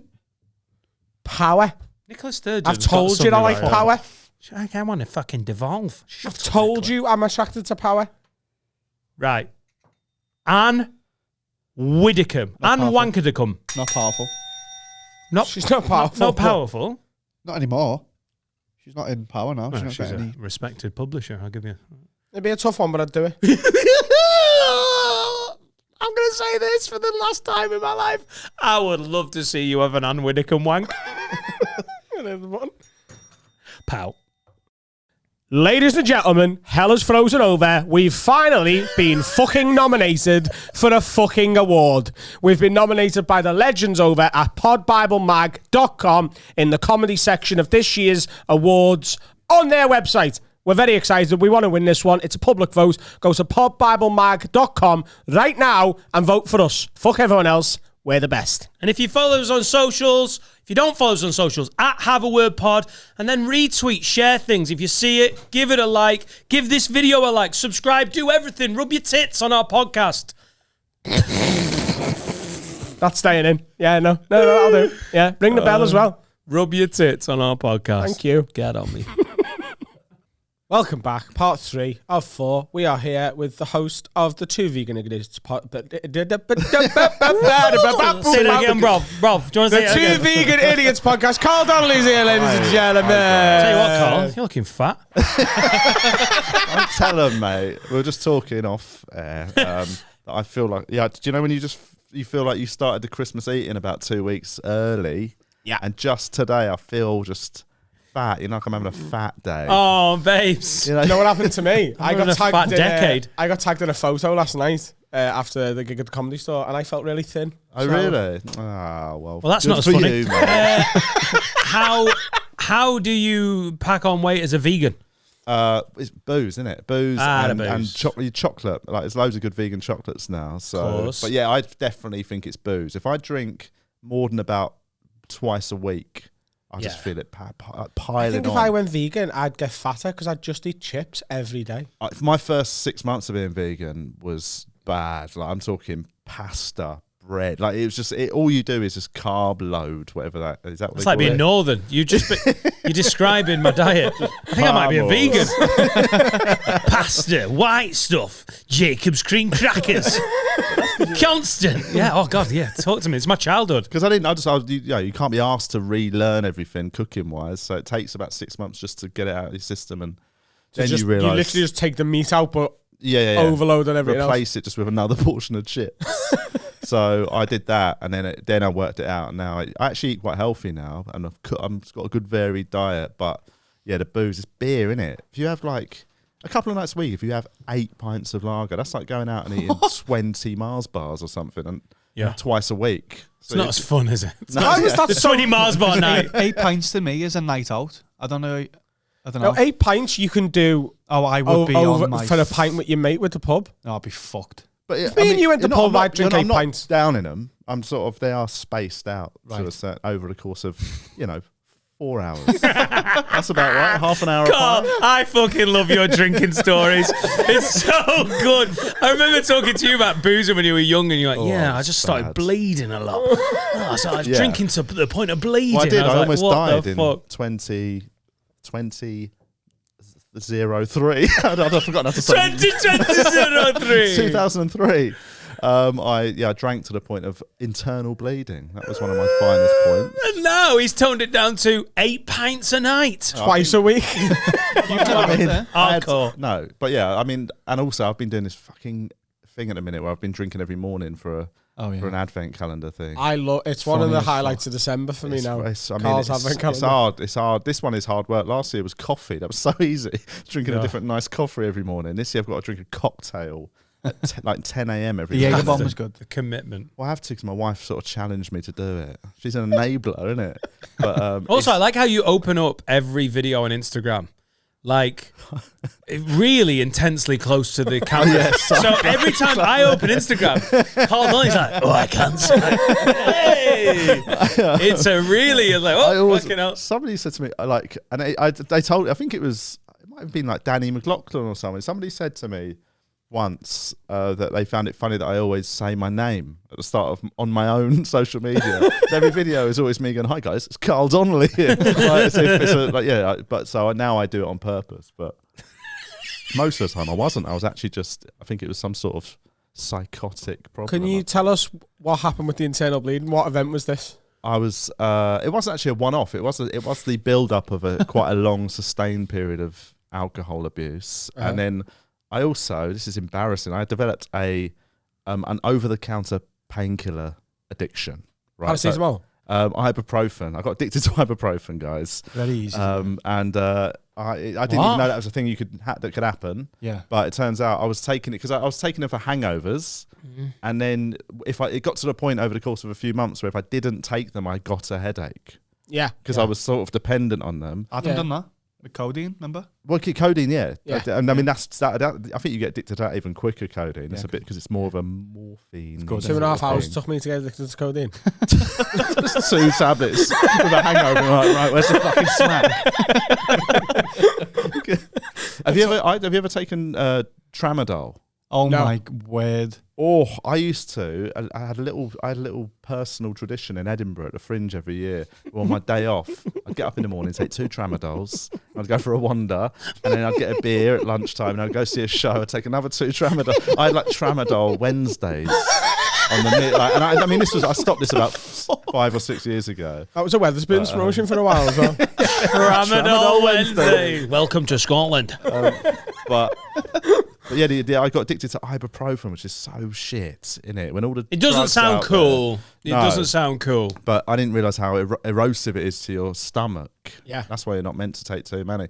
And over a period of a few months of me drinking a lot and taking them every day, I basically wore away the wall line into my stomach. And on one big night out, I went out, and the next morning I woke up, and I remember actually I had a bit of a cold as well, and I took I was drinking I was on 6 Lemsip Max Strengths a day at that point because it had ibuprofen, but also I had a cold, so it was good for that. Your Beecham's addiction was out of control. As if was it bad. wasn't sad enough to be addicted to I know, ibuprofen. Lemsip. It was in a lemon drink. It wasn't even a tablet. Up until that point, it was in tablet form because I had a cold. I was out boozing. I drank loads of shots, and I had a Lemsip Max Strength before bed. Woke up the next morning and I started shitting and vomiting blood, and I thought it'll pass. You know what I mean? So I had the whole day of shitting and vomiting blood. How old were you? 20 yards. 20. What was it? 20. I was 21, I think. This is a rough one. Shitting and vomiting blood. Oh, fucking hell. What did I eat? I was just. I'll tell you what it was. This is so dumb, but I was young. I was convinced the blood coming out of my mouth was a sort of strain from vomiting. And I thought the other end, it wasn't blood. It was black. I was shitting black tar. And it turns out that is way worse than shitting blood because that means it's in your gut, right? So anyway, I went the whole day just thinking it was nothing. It was just like I'll be fine. And then I started turning yellow. And at that point, my girlfriend at the time went, I think you should go to the hospital because you're turning yellow and you're getting a bit weird and woozy. And I went, No, I just need a nap. I went to the hospital. I'd lost 4 pints of blood over the day, which is almost half of your body's blood. And then, so I went in all and I was doing that thing of acting like I was all right. I was sort of like, yeah, no, I'm just feeling a bit weird. I've been vomiting a bit. Bit of a heavy one. And I was telling them about it. And she was just looking at me, a yellow boy in front of her like that. And then they went, come with us. And I got rushed. And within about 5 minutes of telling them what was happening, I was just covered in tubes and things, and I was just on a bed. One of them was putting their finger up my ass to check the colour of what was coming out of me. Oh. and it was just rough. And you were like surprised. Totally. You drunk yourself into being a Simpsons character. Yeah. And was shocked that everyone's Going a bit overreacting. overboard here, guys. just had a few beers. Wow. And now just the 8 pints twice a Yeah. week. Good on you. But it was all right. Can I just say though, because you've said that a couple of times. No, I'm no judgment. I just think someone who got themselves into that state of drinking at 21, you're like, Carl's really changed his ways. I can't have been far from that in my head. No. But No, no, absolutely I not. think it's probably quite common for young people. And now, I go through phases where I won't touch a drink for 2 or 3 weeks. Now I just like it's a social thing. And having a kid, I've got a young kid, so I don't get to go out that much. But when I do, like I went out on Monday with some mates. I reckon we sat around a table and drank probably 8 pints. It's great. Yeah. It hits you harder when you've got a little kid, innit? You lose your sea legs a bit with the. I've noticed that this last year. 8 pints in 4 hours, I think. If 100%. we went and watched the match, I'd easily do 8 pints in 4 I did hours. Yeah, but you're pints. pub fit. Yeah. You're pub fit, aren't I you? can't do beer. I can drink a bottle of rum and not even know. But pints, 2 and I'm fucked. Oh my God. Laura had about 5 glasses of Prosecco on Sunday. Cried on the kitchen floor when we got back. Definitely having a kid and getting out of like pub fitness is real. Yeah, I mean, just like I love your stories of the boozing days because they're proper like rock and roll. When some people are like, yeah, I was mental. I was doing like 2 or 3 shots of Sambuca a night. You want to meet my mate Carl Donnelly, right? But I genuinely don't. I'm really chilled nowadays. Monday hit me hard when I went out and just had like a good series of pints. I just find my tipping point. making me want booze. I never used to get to that point of being like slurring, and I always held it together to the point where people would be like, I didn't even know you were drunk, and I'd have been forgetting stuff, shit faced, like I wouldn't have even known what was going on. But I always held it together. Good poker face. Yeah, but since having a baby, like I now have that. I've got a moment where I'm like, I go from being straight up like, yeah, I've had a few beers to I'm paraplegic, like, you know what I mean, proper, just sort of. You know, I end up sort of cerebral palsy drunk. Yeah, do you know what I mean? Just like that. Like that, it just goes. It's My one, fingers. It's one sip of one drink. Yeah. And It's It's a tipping switch, point. innit? Yeah. It's a tipping point, isn't it? Yeah. My hands go. I go very sort of. Yeah. Oh yeah, I remember. Oh yeah, at the thank you show, you dropped 2 beers, Yep. smashed them, like, but so quick together. That was cerebral palsy drunk. Adam was like, "Oh, sorry, everyone." It's obviously our show. It's his night. It's so no one's gonna bother you because we're in the dressing room of our big show. He's like, "Oh my bad, sorry." Oh my bad! Everyone's just like, no one bothers him. Everyone just left the room like Adam's gonna drown in his own spilt booze. Sorry. You do drop a lot. You are It's a my dropper. fingers. I lose control of me hands. Dangerous though. That's a health. That in theory, that's a healthy drunk. If you're like, I'm drunk, everyone's like, they're drunk. Yeah. It's more dangerous if you're absolutely positive. You're like, how are you doing? You all right? How's your family? Well, have you got your tax return in? That would be more menacing, wouldn't it? It's bad.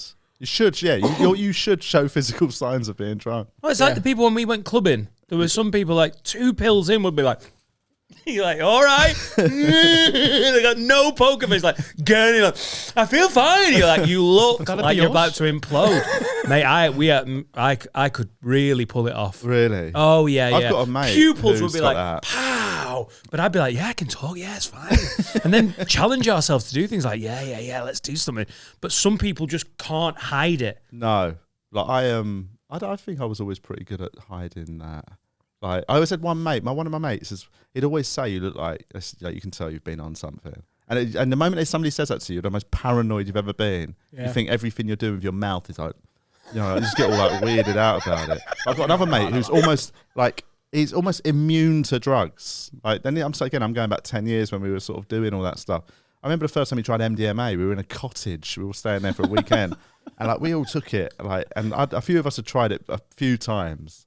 But like, and we were just, and then he tried it for the first time, I just sat there for about an hour.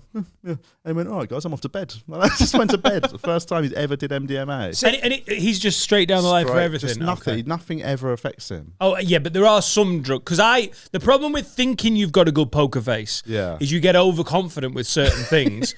So the first time we really got into ketamine, like when you're like, oh, you're like this guy, but that's not a drug you'd be like, oh yeah, he's had loads of ketamine, but you wouldn't be able to tell. If you take enough ketamine, it's basically, you're gone. It's like in The Wolf of Wall Street when they're on Quaaludes and they hit. But because I told myself, like, you're great, you can pull it off. My mate Tim had gone to bed and he hadn't even done the drugs. So he'd gone to bed drinking time. We were up like in the morning. It was like 6, 7 in the morning. And his sister was ringing him, and I was on ketamine, but in my head I was like, "You're fine, Dan. You can do this." I was high on ketamine, and I answered his phone. I went, "Get off the phone!" And she has honestly thought I was a crackhead for 20 years. 20 years of basically every time, like, how's Dan doing? Well, he's got a house and 2 kids. He's married, and she's like, "Yeah, but what about the crack addiction?" Because she rang her brother and was expecting, like, Tim, remember to get the train at 10 because you're coming to see us and you were going for a big roast. And she got, and in my head I was like, nailed that, Dan. Conveyed all the information. Tim's in bed. So as our listeners are painfully aware by now, I don't really do drugs, right? But I've got a feeling if I did, and this is not bravado, that I'd be fine. Right. And that's because if I've got a headache, like paracetamol and ibuprofen, they don't do anything for me. I have to have codeine. Yeah. Like, they don't touch me. I just feel like I could have like a bag of crack and I'd be okay. Yeah, that's a bold statement. They can catch anyone off guard. I think they open up like the serotonin stuff with pills and everything. The first time you do a pill, and if it's the first time all that serotonin's been let out of your head, I don't think, if you've got a tolerance for other stuff, I think if it's the first time things are happening in your brain, I don't think you're going to be like, I feel quite good, but I'm fucking nails, so 5 more. I think I'd love to see you on a pill. Wouldn't it be amazing on MDMA? But also on things like hallucinogens, they're only really good if you like lean into it. If you try and sit back and be like, I'm in control, you'll have a bad trip, won't you? Whereas actually, you've got to just go, just go with it, and then that's when the... Have you done the ayahuasca and the DMT stuff? I've done those, yeah. You give off a vibe of a man who's done them in the last 3 or 4 days. You did them on the train to Runcorn. No, I've done all those, They're sort of... Where? I did ayahuasca with a shaman in Plumstead in southeast London. Classic. DMT. The Plumstead shaman. I was so like cynical when I got there, and I was like, "This is," because Plumstead's a bit of a shithole, and I just thought this can't work. And then I met him, and he was like a bit of a geezer, really, and I was like, "This can't be a shaman. I want him to be like some sort of, just random. Look, you want him to look like." You couldn't place what culture they're from. It just, Like, we knew what you were insinuating. Ethnically ambiguous is what you and dressed like they were like an extra from Star Wars. Yeah, I wanted like a staff and everything. Yeah. But he just was a bloke in a cap. He was like, "All right, mate," and I was like, "Oh, good." And then what was his name? He was great. His name was Louis. Shaman Louis? Shaman Louis. That's better than Shaman Kev, though, isn't it? But he was great. He was absolutely brilliant, and he really knew what he was doing. And sort of, the moment we got into it, I totally trusted him, and he was very good. It's just like, because this drug is supposed to be like, you get the answers, isn't it? And he's, in my head, Shaman Louis from Plumstead just hasn't got the... No. It's like when my missus asked me to go to that psychic night in the shittest pub in West Derby Village, and I was like... He can't read the future, or he wouldn't be there. in the Bulldog? No, it was in the Halton Castle. Yeah. If Louis the Shaman from Plumpton really had the answers, would he be a shaman in fucking Plumpton? Yeah. What does a shaman do though? He's not meant to. No, I know. He's meant to sort of guide you through the night. The answers are all within you, exactly, Carl. And it gives you the answer. It doesn't give you the answers. It's sort of. I found it it just sends you into your head for 10 hours, and you have to just sort of face up to a few sort of things you might not have wanted to discuss with yourself. Really? Yeah, I found it very like therapeutic. I was with like... Imagine that. You know you haven't paid that. You know where it is. Fucking council tax, lad. Think on. You want to do your bins tomorrow as well? Big purple serpent. Is he a council serpent? Purple, like the bins. But it does affect everyone differently. That's why I think people have that thing of like, well, if it doesn't affect everyone the same, then obviously it's got to have something to do with your own psyche and with your demons and all that. Because there was 4 of us around the campfire, and everyone had a different experience, right? Julian Dean, he was there. Julian. What's got you? Can you imagine? Imagine just going.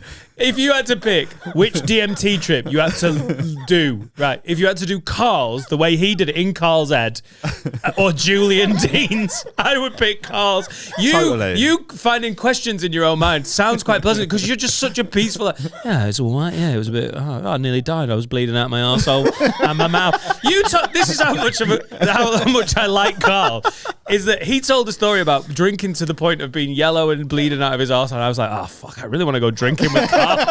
You're talking about DMT, like I had like that. Yeah. Julian Dean's like, I just think it's a different experience. And we couldn't have had more different experiences. Like he fought it. Like he's the whole night. He basically sat in a chair, just smoking rollies, trying to fight off anything changing. Do you know what I mean? Whereas I properly went like I kept drinking more of it anytime I could. Like I'd literally be fetal position, crying and vomiting. And he'd be like, if anyone wants some more, now's the time. I'd be like, yeah, give me another bit of that. And I'd go back into like the visions. So there was me doing that, Julian the whole time just on a chair, just like, I'm not going to hallucinate. And then there was this guy, there was a guy on the right who was the most zen man I've ever seen. Like the moment it all kicked in, I was going through like, it felt like turning into a werewolf. Like it felt like my whole body was just like changing. This guy just went into this sort of like lotus position, just sat there like that for about 6 hours, but every like the Chinese fella on the bench in Newgale, like Nick always goes and talks to. If you haven't seen Newgale, it. It's a really good. But is it a Zen figure? So it'd be that guy. But imagine this, right? Imagine if that guy, every 45 minutes, just from sitting like that, just leant over and just went into a bucket, and then sat back up into the lotus position. Why'd you vomit? Is that like in Newgale? Well, they reckon they call it purging. They reckon it's you purging out all your demons, but. I mean, it's just because you've drunk some gross tea, really.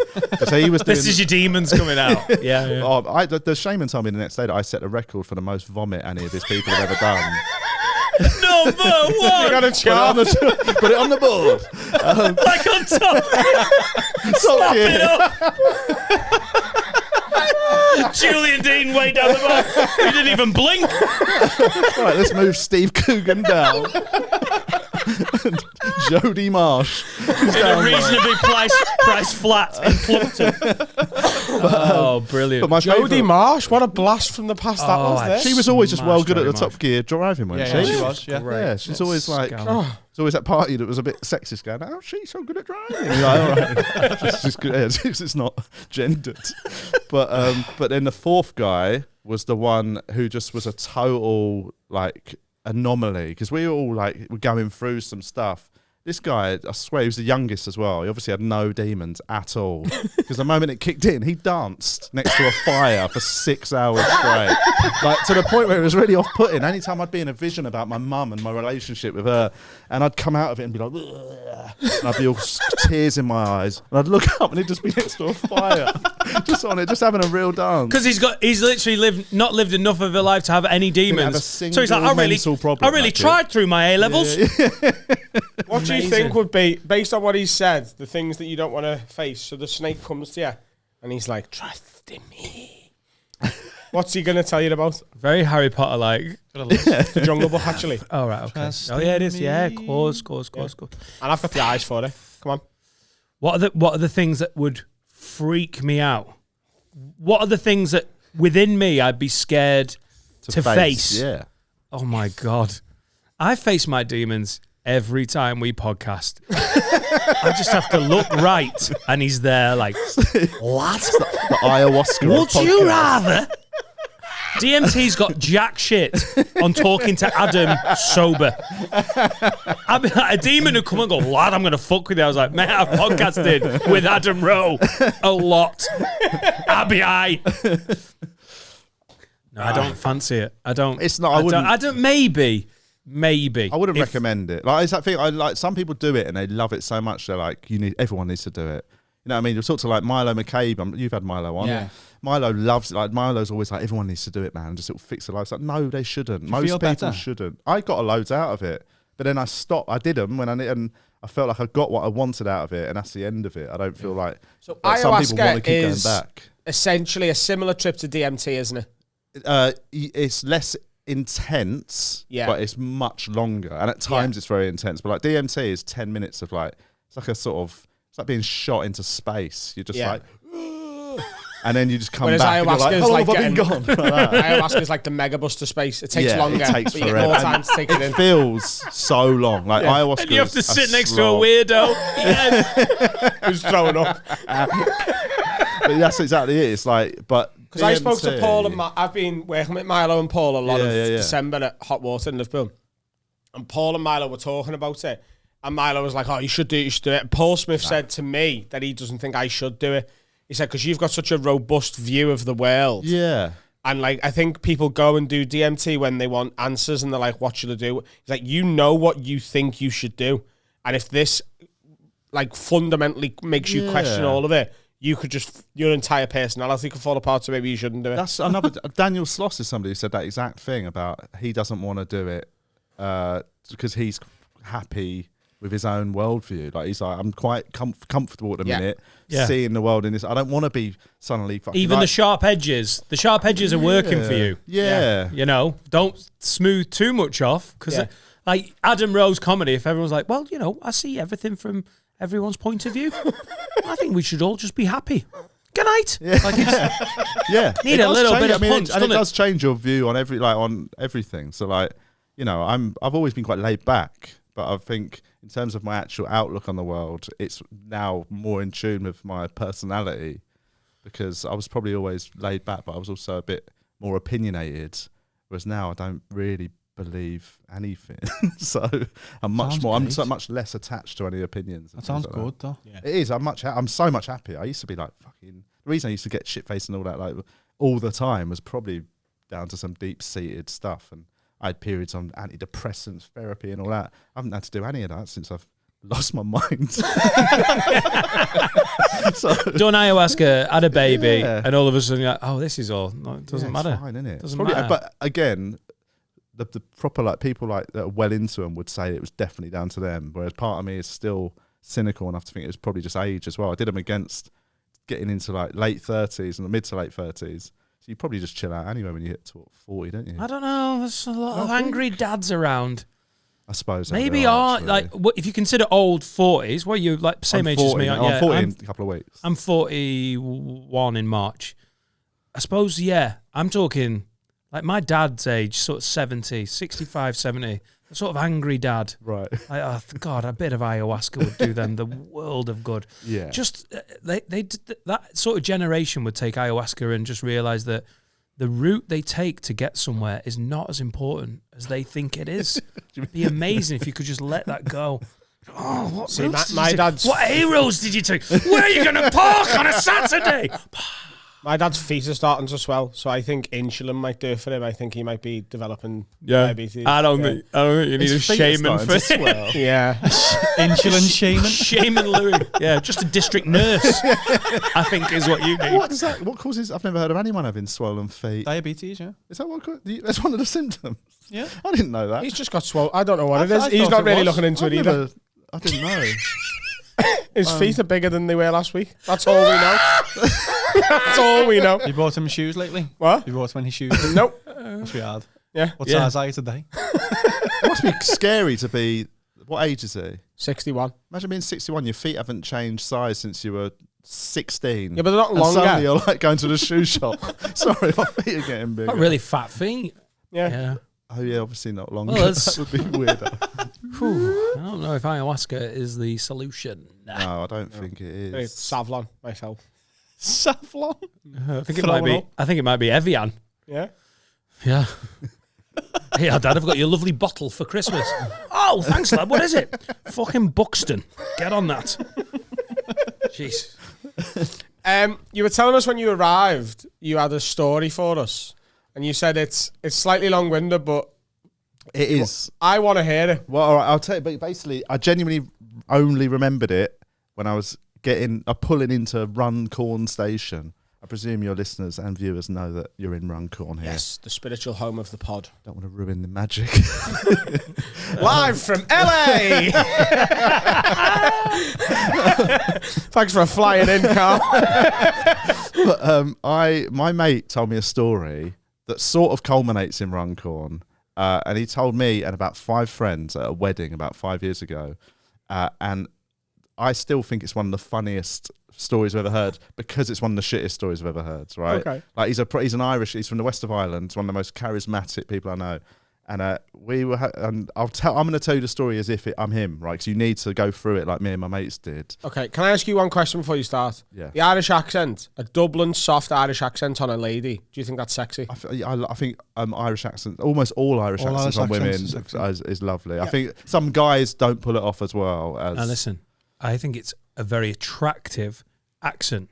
Very attractive. I think I like the accent. Well, I I'm think drawn that's a to very it. retractive statement. No. I just don't think they can do the dirty, sexy talk very well. I don't think Irish people, there's a bit too much repressed I'm self-hatred to do any dirty talk. I know because my parents are Irish. I've got that in me. I can't do any of that. I can't. I've never Is been there able to speak dirty ever. Right. Is I there a would wanna Babe kill station in myself. Dublin?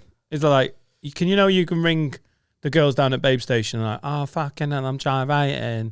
That's so good. Yeah. That was the best one of them. Phone in, and they're dead behind the eyes. Fuck hell, it's 2 My a.m. favourite thing- But do they have that in Dublin? Like, oh, jeez. I was... Oh, my tits are massive, my ass is big. Spank me and call I me. used to watch that for Tracy. research purposes back when I was younger. Yeah, we all did. And they used to laugh at the men. His cock. I used to think that was really bad because I never rang in, not once, never, right? But like you could see them like talking to the fellas on the screen because you can't hear them, can you? Because that's like what you have to pay for. Yeah. So you have to ring up for. So she's like this, and then they go, and they'd laugh. I'd be like, that's not very fair. You can see it as well. He's paid us £1.80 a minute plus a standard network rate. Oh, God. It's not X Factor. It was when they didn't. It's when they didn't have calls. It was the most depressing. Like, Oh God, yeah. Why are you so good at that? Chantel, that's the telly remote. Did you ever have one in the afternoon when they had some of the clothes on and they were like, just literally just got any woman from like, watching the telly. the fucking stripper's not turned up. Carol from reception, take your blouse off.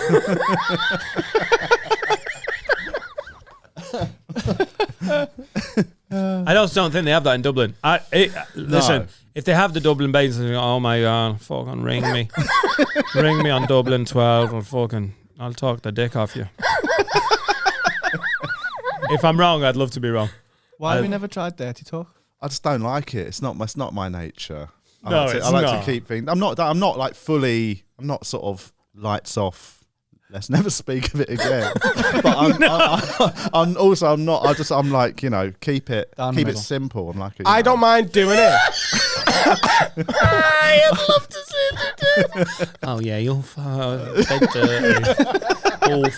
Awful, not nice. You used to have a really funny routine about. Remember that bit you used to do about when there's always one guy who takes it too far because he's not good at it. Oh yeah. What was it? Oh, When no, people- the- when in people a- start in a- talking about what In I'd a love to do nightclub, to her, fucking what I'd love smash to- that yeah. and smash that. One of them And then there's I'd one love guy to who's cut her head off. or yeah, I'll break her arm. Like, Jesus, Liam, no. Yeah. That. I don't mind doing it. I'm quite happy to dirty talk as long as they fully commit with me. Yeah. Right. Like, if they're like, what? Or like giggling in any way, Well, there's we have to commit to like this Oh is... yeah. It can't be a one way. You can't say I'm gonna fucking ram it. She's fucking like, and she's I like, ain't right. cool. You can't cool. say what. Yeah, Nice. cool. What? You can't say what during sex. I can't say what. If you don't hear what they've said, you can't go, what? Hey, Yeah. You've got to go, oh yeah. It's the worst thing you can say. What? I also think, Adam, you could lose your temper doing dirty talk. You fucking horrible cunt. Well, you're a fucking horrible cunt. But that's not dirty talk, isn't it? being That's horrible. That's just mean. Yeah. Dirty talk is I'm gonna fucking What's happened? Have you had why are you doing Kanye West's first album? Oh, you're a fucking I'm dirty. gonna Oh, my dick's gonna fuck your fucking clit to bits here. Oh, how does that? Dirty What you talk. miss repeatedly? Yeah, All right. no, just warming them up. See what I mean about the ayahuasca. I'll be all right. I'll be all right. Because I'm wearing headphones, Carl. And that went so deep in my mind. I will fucking bang my dick off your clit. So your story, Carl. Yeah. So, Carl. But I will genuinely have to give a warning. The story is purposely underwhelming. Right, okay. But you have to see it in the context. And Okay. I genuinely... So where are you and your other mate? So And you're your basically, mate? so me and my mates were at a wedding 5 years ago, and we're drunk. It's like, the sun's just going down. It's a lovely wedding. One of them, like my mate had rented a barn out and all that sort of stuff, and there was fairy lights everywhere. We're having a lovely time. We're all catching up. I've not seen each other for a while, and we actually started having a conversation about. It was a bit dirty. It wasn't a dirty, but it was It was a conversation about if we'd ever been in a situation where we'd felt a bit used sexually, like something that I suppose blokes don't as often go through, innit? Like that thing, if you have a one night stand, you leave a bit like you have to go and sit in the bottom of a shower, you know what I mean, and cry.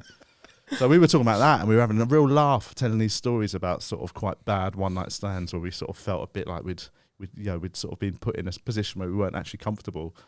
And then my mate Garrett he literally said, "Have I told you guys about the time I was on that train to Liverpool?" And we were like, "What?" Because we're talking about dirty sex stories, and he's now telling us it's on a train. So we're like, "Yes, please," right? So we're all so giddy with excitement, and he tells us a story. It's almost word for word, because I remember finding it so funny that I sort of noted it down. I told it in an Edinburgh show because I wanted to see if it would work on stage, right? And this is the story he told me and my mates. He goes, right. He goes, I was 21 at the time.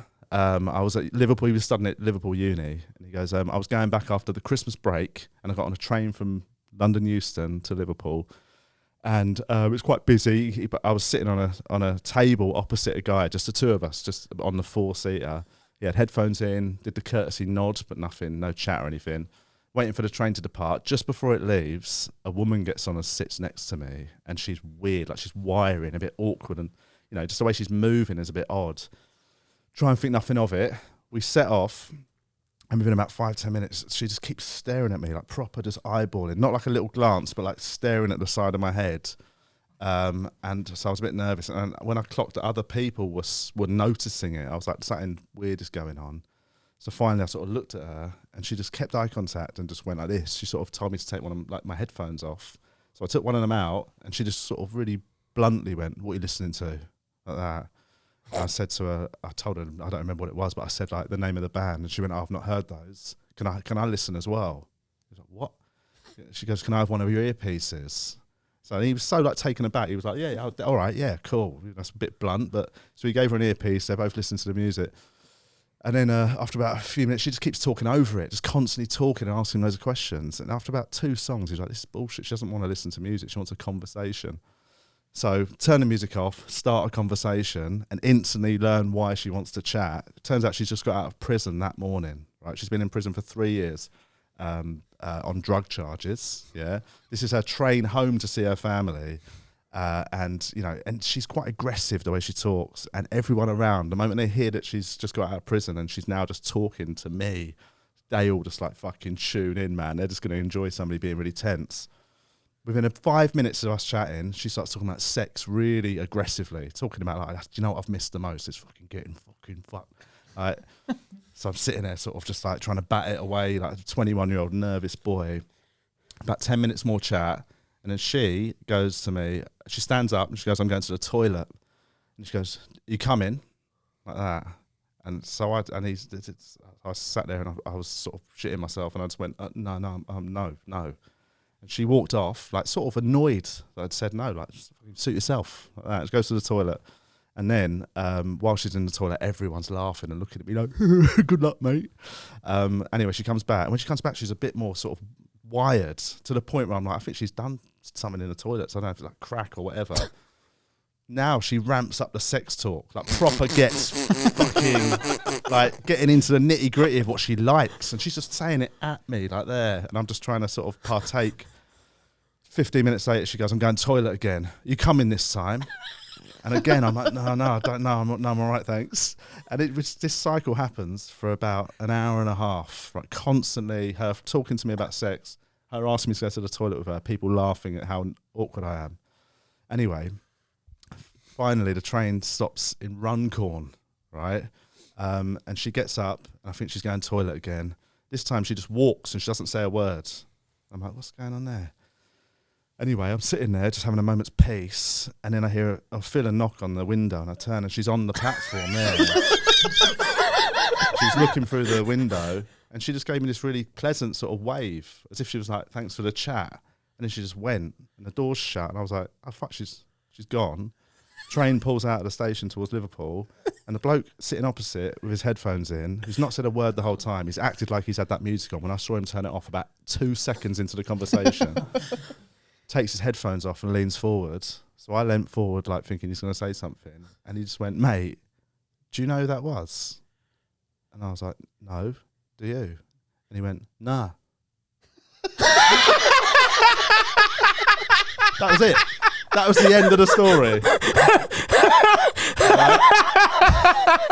Now, you've gone through it, right? Can you imagine 6 drunk blokes at a wedding thinking they're about to hear a sex story, and my mate tells that? It builds, and it builds, and it builds. We were fucking livid. Like, we were all just on tender. Who was she? I don't know. That was it. When it was genuinely, like, it was so fun. Like, we were so annoyed, but then we just fell around laughing. So like, that is such a bold Carl, thing to do. you tell that so well. When That's so well remembered. But I think that, and that's a shorter version than he told. He really. I'm talking. He was adding every detail, what she was wearing. It was so like. It got us so like, fucking, what's going to happen next? Did you go to the toilet with her? And yeah. It's the pleasant like. Oh my It's fun. God. They're doing it in an Edinburgh show is fun because like you literally put an audience through that.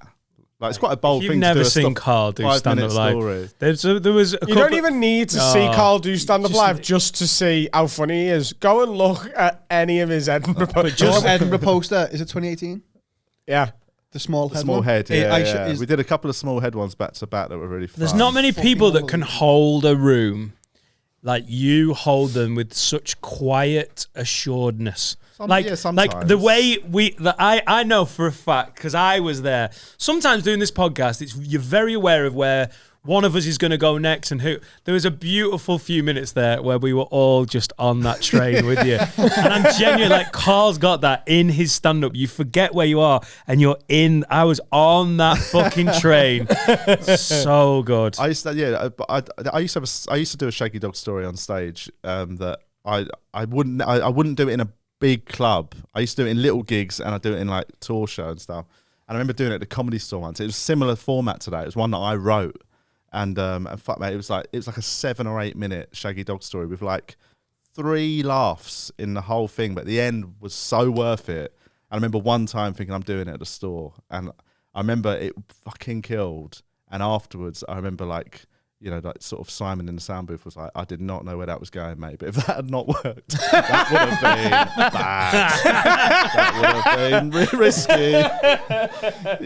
It takes a certain amount of confidence as a comic, though, to do those bits.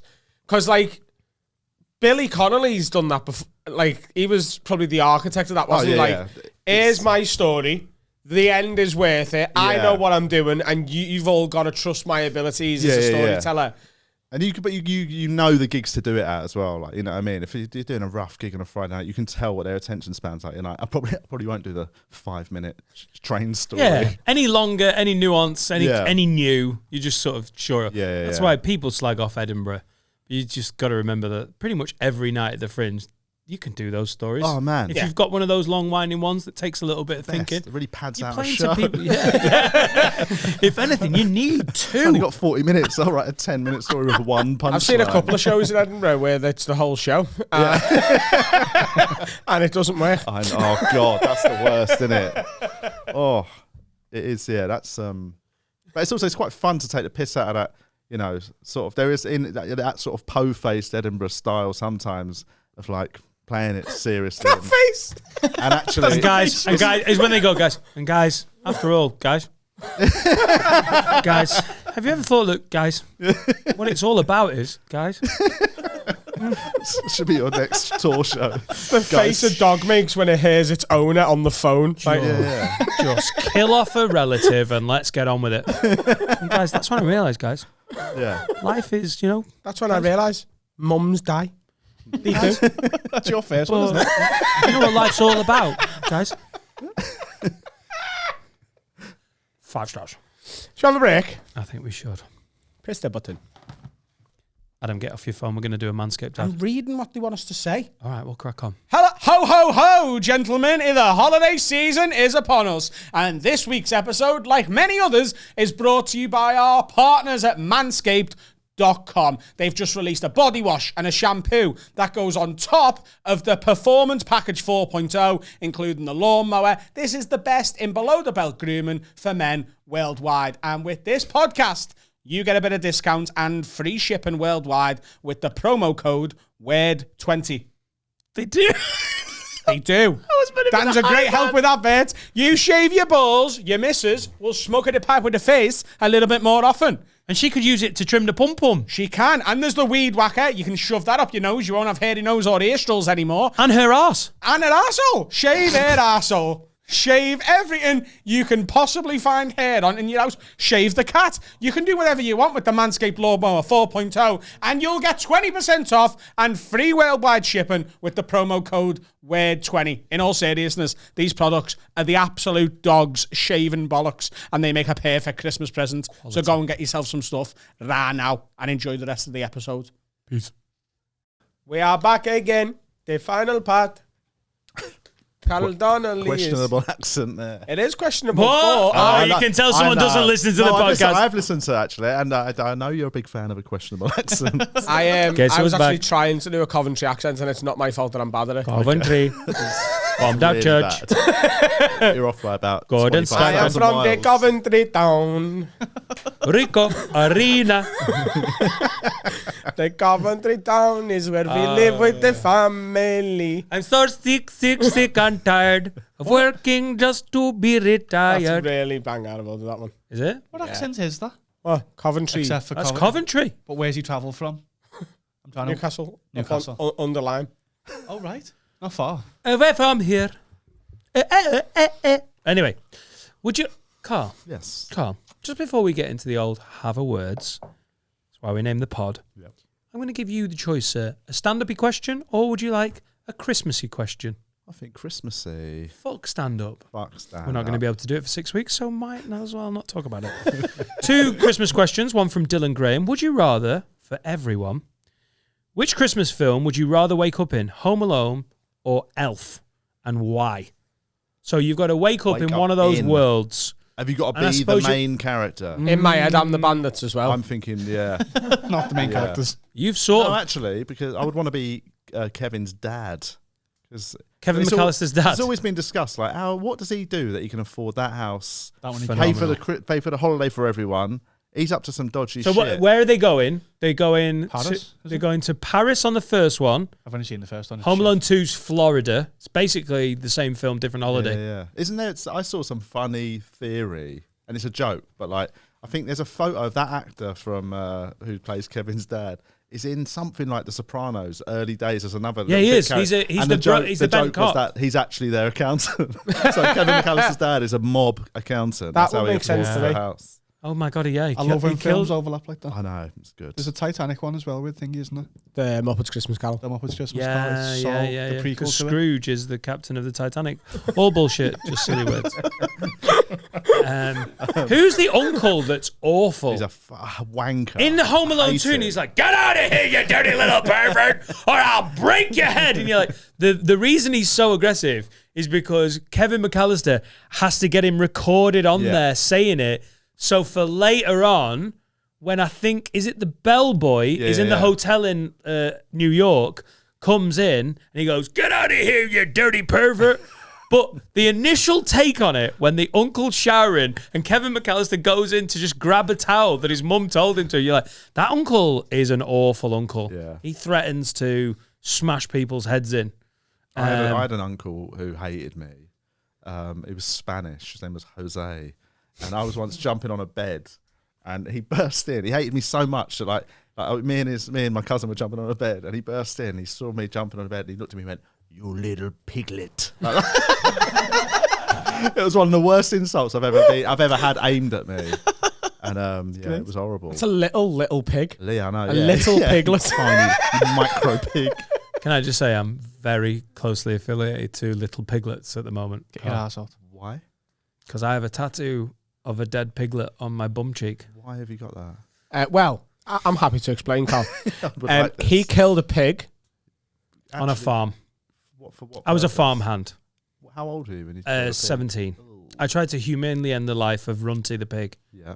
He was a runt, and He was thrown onto a pile of manure. by the farmer, not me. Okay, right. Yeah. And I quietly went over and just tried to end his life. How did you try and end it? I tried to put a spade through its neck, Oh God. but I didn't lift up and down. I just pressed Oh. Runty into a big pile of manure. And drowned him. I drowned him in poo. So at the live show we did on Sunday, I agreed to get my first ever tattoo, and through just some weird set of rules, these guys decided what it was going to be, and I ended up thinking it was Mandarin for shout out all lives matter. That was a lovely few seconds there where I thought I'd been made to be a Chinese racist. And the reveal was so wonderful when I realised it was actually So it was done on R.I.P. you before you'd seen Get it out. Well, it's on his arse. You can't really see it. So, I mean, you didn't. Yeah. So it was done to you, and you had no idea what was actually Yeah, happening. it was happening. He couldn't see. He was Oh on my stage. God. I just don't want to get my actual ass cracked. This is where wearing knickers really Can you works just pull out. your mic? Sorry. Yeah. Perfect. Turn around a bit more, please. Oh, okay. It's actually quite pleasant. There's the thumbnail. It's a nice little thing. As a vegan, how does that make you feel? Well, I mean, I think you've sort of You tried. carbon offset the death. Yeah. You know what I mean, you've it's almost like you've taken the pain back. I've done some penance. Oh my Yeah. god. I've done some Jermaine penance. Do you know, I think I mentioned this when I came on Two Vegan Idiots with you and Julian, but there's not many vegans in my life, Yeah. right? Finn is mainly vegan. I want you veggie, but leaning towards Yeah, but you're more Welsh. Is that right? more Welsh. Yeah. Half vegan, half Welsh. But when I lived with Danny Mac in Chester, Yeah. you came to stay with us once, Yeah. right? This is the milk. Yeah. And I walked into the living room with a pint of milk, which to me is a normal thing to That do. is I've just mental. always drank milk. It's just a glass of milk. And I walked in and Carl looked at me like I'd walked in with like a dead pigeon. And was just sat there eating the dead pigeon. So I think I would have found. I've got most of my mates are meat eaters. They could sit there and eat a fucking steak in front of me, and I wouldn't find that as weird as somebody drinking a pint of milk. Like I find it really funny adults drinking milk. I don't know why. Is that? I remember once being in a pub. Do you know Stuart Francis, comedian? And me, him, and Holly Walsh were in a pub because we did a weird thing called the Best of the Leicester Comedy Festival. That was quite a short-lived failure of a tour, where they just sort of, because they packaged it up and it was really badly sort of advertised, and it was me, them two, and Jared Christmas, and we were in a pub in like Norwich, and it was the three of us went to the bar, ordered our food, and we went, what can we get you to drink? And me and Holly were like, Diet Coke, whatever. And Stuart Francis said, I'll have a glass of milk in a pub. And it caught me and Holly Walsh off guard so much that we were crying, like, and he got more and more angry as we couldn't stop laughing. And he literally told us off, we felt like little kids. He was like, he basically had a go at us for being rude. Never laugh at a man for drinking a pint of milk in In a pub, though. in a That's- licensed in premises your own in home. Norfolk. Do what you want in your own home. In the privacy of In your a own home. pub, ordering a glass of milk. That is unacceptable. Even I agree with that, and I love milk. That's mad. Stick a bit of vodka in that. Is that not basically a white Russian? Oh no, there's a bit of Kahlua. Kahlua, yeah. Oh, when I hadn't before, I think I was always a little bit lactose intolerant. But before I realised it, I love drinking White Russians. White Russians are Oh, it's like fantastic. pudding, and then you were boozy, and then you were like, why am I blotchy? Oh wow, God, I farted really badly in a nightclub. But before I worked out the lactose intolerance was real, they were great fun. Replace the Kahlua with Frangelico. Nutty Russian. Yeah. Unbelievable. Can we please have Carl for a lockdown lock-in? Yeah. I'd love to. Oh, Carl, please. I will get Have so you got drunk. have you got a drink that you can't touch? Like it's your naughty drink? Well, I'm gonna get lacto-free White Russians. yeah, I had a White Russian on my advent calendar one day. I had a sort of I made it with oat cream, and like sort of soy milk or whatever. He's not a Russian. It's not. He's like a white fucking Chechen or something. It was very nice. This is not Russian.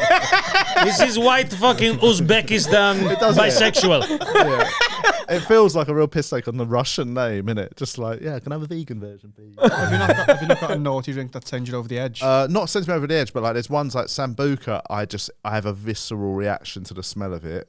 Same with me with Jägermeister. Yeah, I mean, I had to do a Jaeger the other morning, and it's about 2 weeks ago. It was an early doors one, about 4 days into my morning advent calendar. I watched that one, yeah. And having to do a Jägermeister like at 10 a.m. in your own kitchen while your wife has got your toddler in another room who's trying to come in, but you're like, you can't come in, Daddy's filming this video, and you're doing a shot of Jaeger. I've never felt more degenerate in my life, even though it's actually sort of a bit of fun. At least your child is young enough that he's not going to school and has the risk of saying, Daddy drinks in the morning.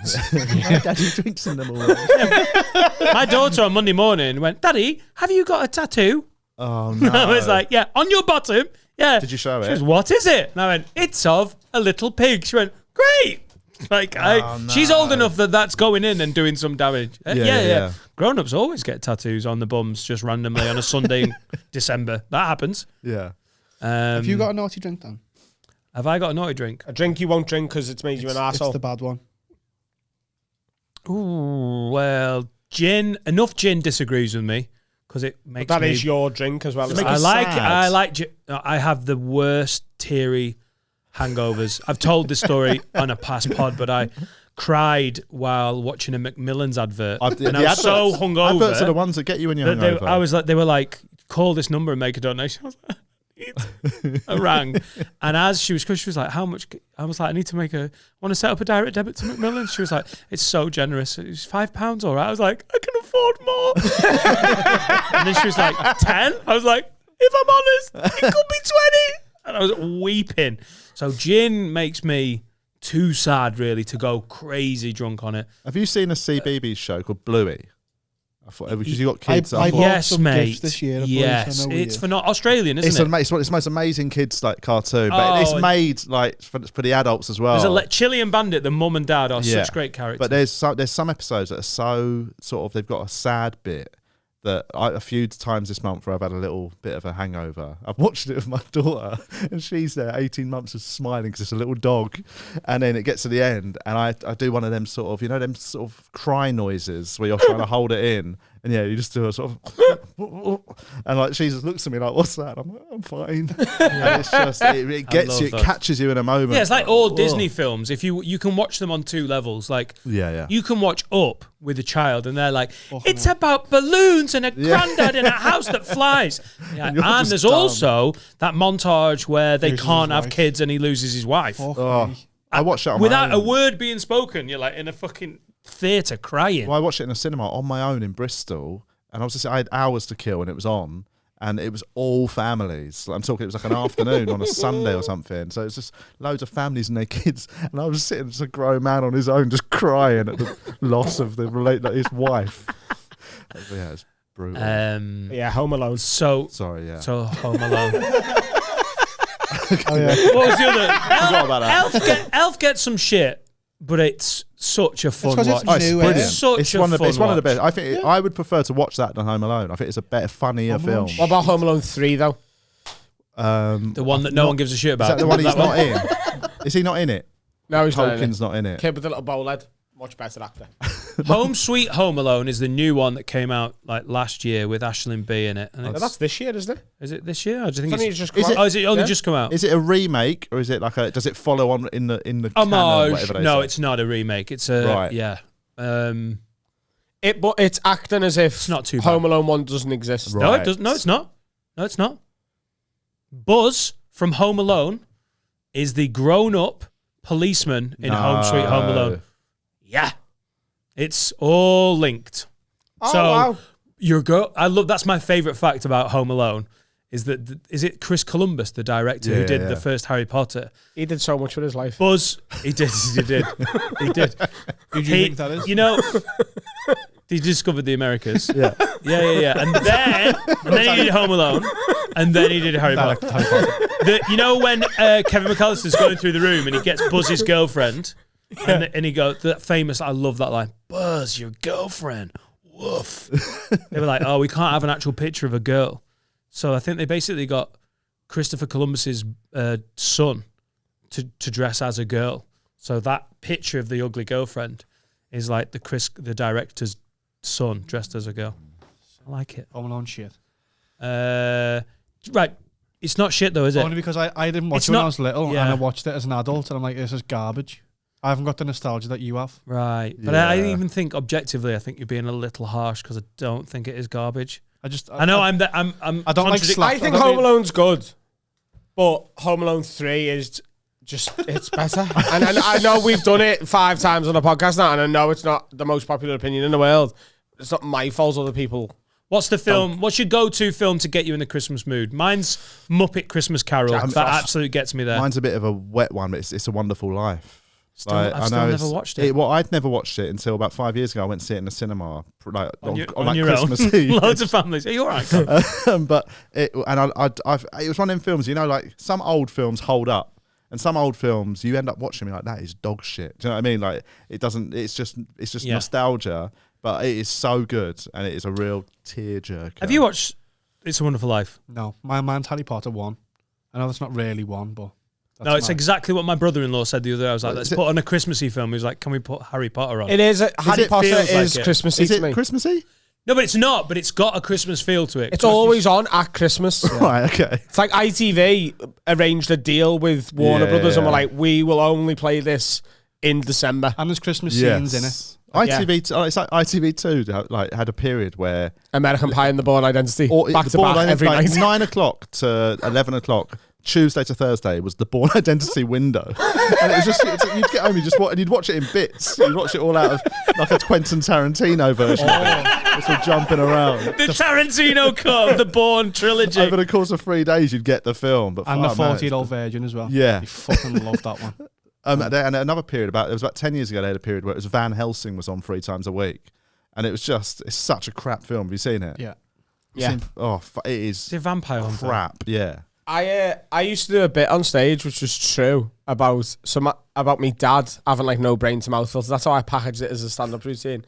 But my dad just will comment on whatever we're watching, right? I don't know whether I've told you this.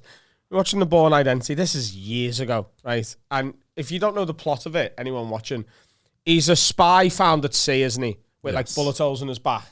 And he's being shot and he's got amnesia. He's lost his memory. He doesn't know that he's a spy, doesn't know who he is. And the film is him trying to find out what his life was and why he was dumped at sea and what's gone on. And he's like a super weapon, hasn't he? Been trained to be the best. That is revealed as the film goes on. And he finds like a locker quite early on in the film that belongs to him. It's got like loads of different currency of like thousands of pounds and different passports with his face on. We're about half an hour into this. And I'm watching it with my dad. And he goes, fucking unrealistic shite this. And I was like, it is, yeah, Dad, because he can't even remember his own name. And he's just beat the shit out of 6 MI6 level spies on his own. And he's like, no, it's not that. It's just... It's been like 6 different days now. He's always got fresh clothes on. What do you mean? He's found at sea. He's got no luggage. How's he getting changed every day? And I went, well, he found all that money, didn't he? So he's probably just gone to the shop and just bought some clothes. They probably didn't leave the scene where he went to Zara. he went, why haven't they shown that bit? It's an action film, that, isn't it? The Mick Rowe cut of the Bourne trilogy is long. It's about 3.5 weeks. I think he's not even slept. I mean, if they're not going to show him sleeping, how do we know he's not had a shit? If they've not shown him have a shit. Jason Bourne, I give him this. He's fucking regular. Amazing. Have you ever heard Tim Vine's got a really funny joke? He's got a billion funny jokes, hasn't he? But he's got one that he does when he's in Melbourne, where he sort of goes, "It's great to be in Melbourne," He goes, people always wonder, is it pronounced Melbourne or Melbourne? People from overseas don't know how to pronounce it. He goes, I always remember it just by thinking of my favourite film, The Bun Identity. I love him. Should we do some? I want to just quickly before we move on. Go, yeah.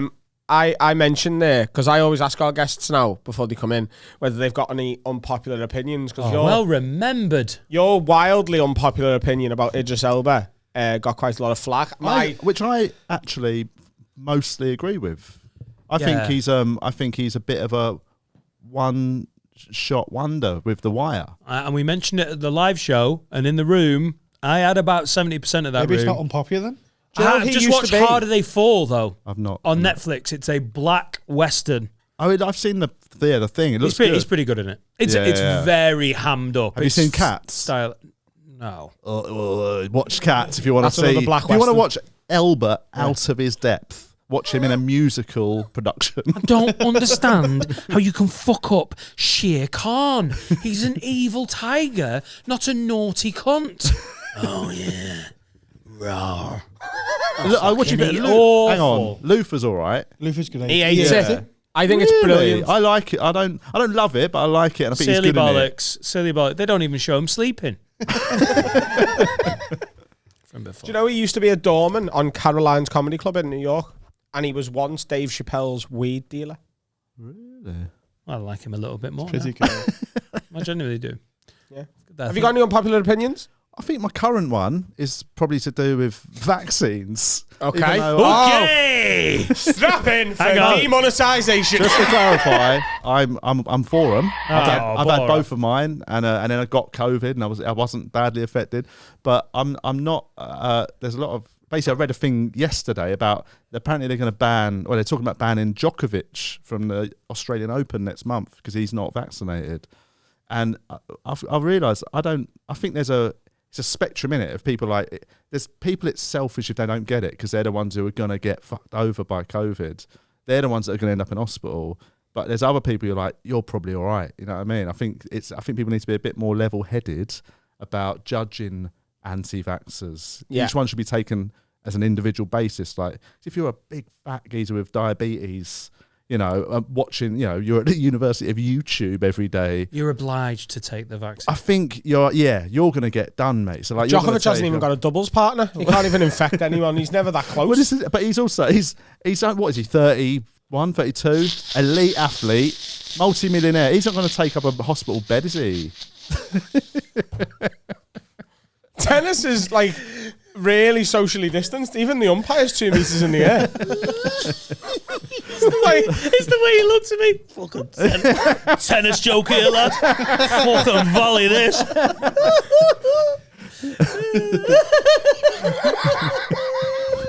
So is your unpopular opinion that not all people should have to No, go? it's just that I think we're too harsh on anti-vaxxers. I think we should look at their lifestyle first before Right. and if they're healthy and wealthy enough to not take, like, he's not going to take up an NHS bed, Djokovic, is he? I reckon he might have private health insurance by being a multi-millionaire. Yeah, so I think the there's NFL players are really fighting it. A lot of them, and Well, they a lot get of inherited. And you're like, they're 25. They are superhuman, I know. and they're like, fuck it. So I think That's not genuinely think we need to go easier on certain anti-vaxxers. And that, like, look, none of us here are qualified medically, but here's a fact. Right? Really? Here's a We fact. just check that, guys. No, we've got legal degrees though. As a general thing, the vaccine is obviously a great idea, Yeah. right? But there is always going to be people who are adversely affected by having it because that's how medicine works. So there was one lad who was like 28, 29, and he had the vaccine and he has since died from complications and whatever. And he is an absolute anomaly. But for him, Yeah. getting the vaccine was the wrong thing to do. And for his family and Because all that as COVID, well. he probably would have been fine with. Yeah. And that's the problem that you're dealing with this thing is some people, you can go, oh, it's selfish to not get it. Some people will actually be much better off not getting it. Yeah. But how many- Most people will Yeah, not. totally. How many 29-year-olds would have got COVID, without a vaccine and died. That's the thing, isn't it? Exactly. There's a counter Well, that's it. balance Yeah. to that. So it is. I just think some of them. I think some people are so. It's almost like people that are too pro-vaccine. Yeah. I find them probably more annoying because at least the others are a bit of. I've fun. had 2. I will get me boosted, especially as, you know, that's probably what's going to be needed for us to go out everywhere. I'll do it because I can't be asked fighting anything anyway. I just want to be able to gig and tour Exactly. and go on holiday. But I think if anyone staunchly is like, I don't want it, I'm scared, whatever, I don't judge anyone for not doing whatever. Yeah, they I'm want sort to of quite laid back about it. I don't. It's like, you know. do you, I don't I'ma do me. Yeah, I don't understand people that are like militant on anything really, but like it's like mask people. So you see, I think masks tend to be all right, you know, on a train and in shops and that. But some people love them too much, innit? You know, Yeah. like, have you seen? I've walked through parks and seen people sitting under fucking trees in a mask. You're like, what do you think? The trees got COVID? With penis, right? Like it's just On your own in a car is already a On your own mental. in a car? Graham, take it off. Yeah, You're not going to get Jesus. COVID from your Vauxhall Astra, you fucking prick. So I think we're always harsh on the anti ones. Sometimes I think, you know, anyone who's at the extremes are normally leave them I also be. think just respect people's stance. If they're like, I understand people are getting in people's faces, but just there's got to be a bit of live and let live with this. Definitely. Like, I think that's also could be taken into account. If you're anti-mask, fair enough. Yeah. Get on people for wearing masks. I know. And like, I got hissed at in a Boots for not wearing a mask, and it was really? literally like I'd gone up to the woman and gone, You had just I an was ayahuasca, though, about hadn't you? 4 fucking meters away from it. She Did was you like, not, have you seen that one? wear a mask! And not do I that? became very sort of anti-vaccine, and I wanted to be like, fuck off. But You're have you like, seen all when right, people, cool, she's when old, people she's go scared. into like shops and haven't got one? Have you seen the techniques they have to try and make up for it? Some people do the t-shirt. I saw one genuinely about 2 days ago who did that. Like, it's like, what, you're fucking Phantom of the Opera or something? That's not going to help, is it? Like But, someone who's banned from the match trying to get in. Like Green Street. Heads down. The snood, my snood saved me there. Snood's few a great times. one. Snood's there. Elijah I've got- Wood I trying to always- get into West Ham. I quite embarrassingly, I use handkerchiefs. I've always got a hanky in my pocket. Don't know why. I'm not 80, but How do you use it? but you can use it as a mask, as a makeshift one, if you fold it in half and then Oh, that's tie it so around there. But then you look a vegan. bit like Oh, a that's so dandy vegan. highwayman or something. You can I also got do this that from a with charity shop. you can do that with tea towels and king size bed duvets. King size Or singles or doubles or queen size. duvets. You know, Or the bigger they are, the more difficult it is to carry your shopping. But they all work. Probably try a mask. They're lighter. Probably easier to carry. But I'm an anti-masker. I'm Oh, not, all right, I'm not but anti-duvet. But you're pro duvet. Yeah. What about a cravat? Yeah, that'll work as well. It looks stylish as well. Yeah. Bin bags. Pin bags. Suffocate. Just be dead. Then you can't give anyone the. Shall we wrap what has been an absolute pleasure of a pod? Did we ever answer that on the question? We never answer any questions. Good to know. I would be the bandits and I would make sure I killed them. It's like the train to Liverpool. It's about the journey, mate. It is about the journey. Do you know who that was? No, do you? No. We've got 2 have words. Hi, Lids. I'm part of a weight loss group. We weigh in each Thursday, then play a game of football. I'm part of a team and in a league. After each game, the score on the pitch and how well your team has done on the scales is converted to goals to give you an overall result for the match. The guys on my team are sound except for one chub who's actually put weight on since we started. I wouldn't normally give a shit, but by being even fatter than he was before, he decided not to be fat anymore. He's actually scoring own goals for us. This week, we lost by a goal, and he scored an own goal again. What makes it worse is that he has a personal trainer he sees every week, and he refuses to even try and calorie count because it's just not for me. Can you have a word and tell him to book his ideas up, as it's making the rest of us angry? And given we are severely overweight, any extra strain on our hearts is going to end up with one of us in hospital. Best keep this anonymous in case word gets back. By the way, I've lost 30 kgs and loving the YouTube vids. I promise to get Patreon sorted soon.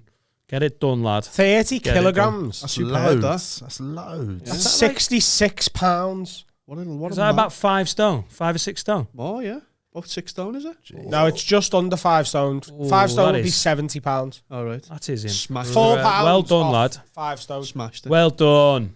The weight loss group with a game of 5-a-side I like seems that. like a fucking It's great a good idea. idea. That's Yeah. It's fun. Yeah. Normally, it's just you just go into like a community hall, weigh yourself, and then all go and cry. I know. Well, I It's did. just I a did. shit bit of a UFC fight, isn't it? The way But you've not weighed in. Oh. and I imagine in sort of a Weight Watchers group at a church hall, you don't have to get into your pants to weigh in. Sure. No. Depends how much you want to have lost weight. That's actually a good a good tip, by the way. If you are trying to lose weight, first time you weigh yourself, wear all of your clothes. We're a scuba And then a diving week suit. later, just wear your undies. Mate. And even if you've put weight on, it'll look like you've lost half a stone. Yeah. And if they let you get away with that full clothed weigh-in, and then like, mate, they know, don't Just turn up in your Weight big coat Watchers. the first week. Oh, fucking freezing, isn't it? And who's Sweating. won? You. Little girls in Corona bikinis. Also, Proper you got to UFC make sure stuff. you've had like I lost a bit of weight recently, and if you weigh if I didn't weigh myself like after my morning shit, it was it's an extra half a kilo or something. I don't know how much a shit weighs. Wow. But your morning one's a big boy, isn't it? Decent. That's So like, decent. if I got up and weighed myself before I'd done that, it wasn't a real read. Whereas if I'd got everything Yeah. out, If then you weigh weigh, you yourself. should weigh yourself at the same time every day. So I always weigh myself. I would do 2. Yeah. I weigh myself before the poo and after the poo. Last week, Just to after give the you poo, the exact I'd measurement. put a pound on, which was worrying. Oh God, what do you But put it He's back got up there? IBS, so he has to Round it back take up. he has to take scales out with him in town. Fucking hell, I'm going to shit myself. Quick, wait. Wait again. Yeah. Have you actually got IBS? I think probably. Okay, there you go. I haven't been given the certificate. Okay. Because Isn't that one of the ones? And not to sound all like sort of new age, fucking like anti-science, but isn't it not You real? anti-IBS? No, but isn't IBS like it's not a real thing. It's a catch-all for you've probably got a certain thing, but they can't be asked to do the research, so they just go you've got irritable bowel all I syndrome. know, Carl, is that if I had a shit in your house, I wouldn't be welcome back. You don't know what I'm into. But, depends where. Drop it on the dining table, you get an instant invite back. That is so perfect. So you're saying IBS isn't any specific thing, it's a apparently it's catch-all. not. Apparently it is a catch-all. They haven't quite worked it out, and Yeah. you've not even been fully diagnosed. It's so perfect. They're not sure what IBS is. You're not sure if you've got it. There's You can have just AIDS. You can Could have AIDS. Bowel AIDS. Oh, Could is have that- AIDS. is I it a have been catch-all? tested for all sexual things, though. Right. Yeah. Right. And the only thing I had was magnetism. That's fucking disgusting. It's done there, didn't it?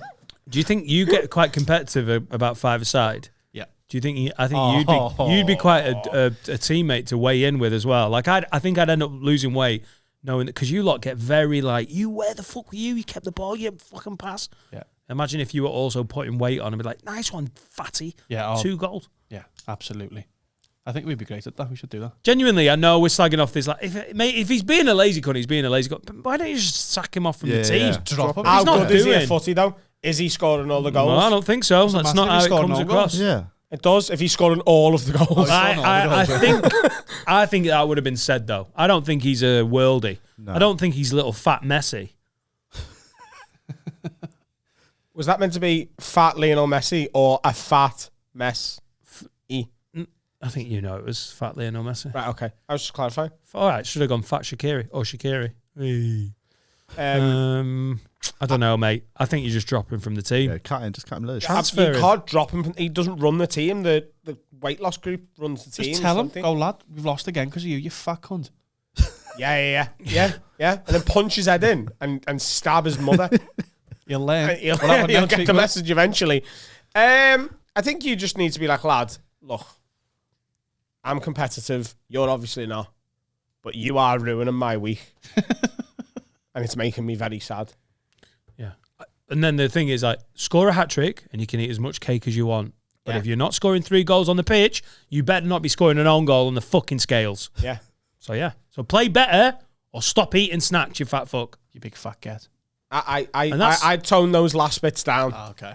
No, speaking of something, mate, I am the same weight I got on the scales the other day. Do you remember when I lost all that weight? Yep. I'm the exact same weight as when I went, oh shit, I've got to lose that weight and started the Cambridge diet. I'm back to my before picks. What's the Cambridge diet? I did the Rowing. yeah, it's the Cambridge diet. I just went to a private school and then went to When is the TV production? I went into Oxbridge.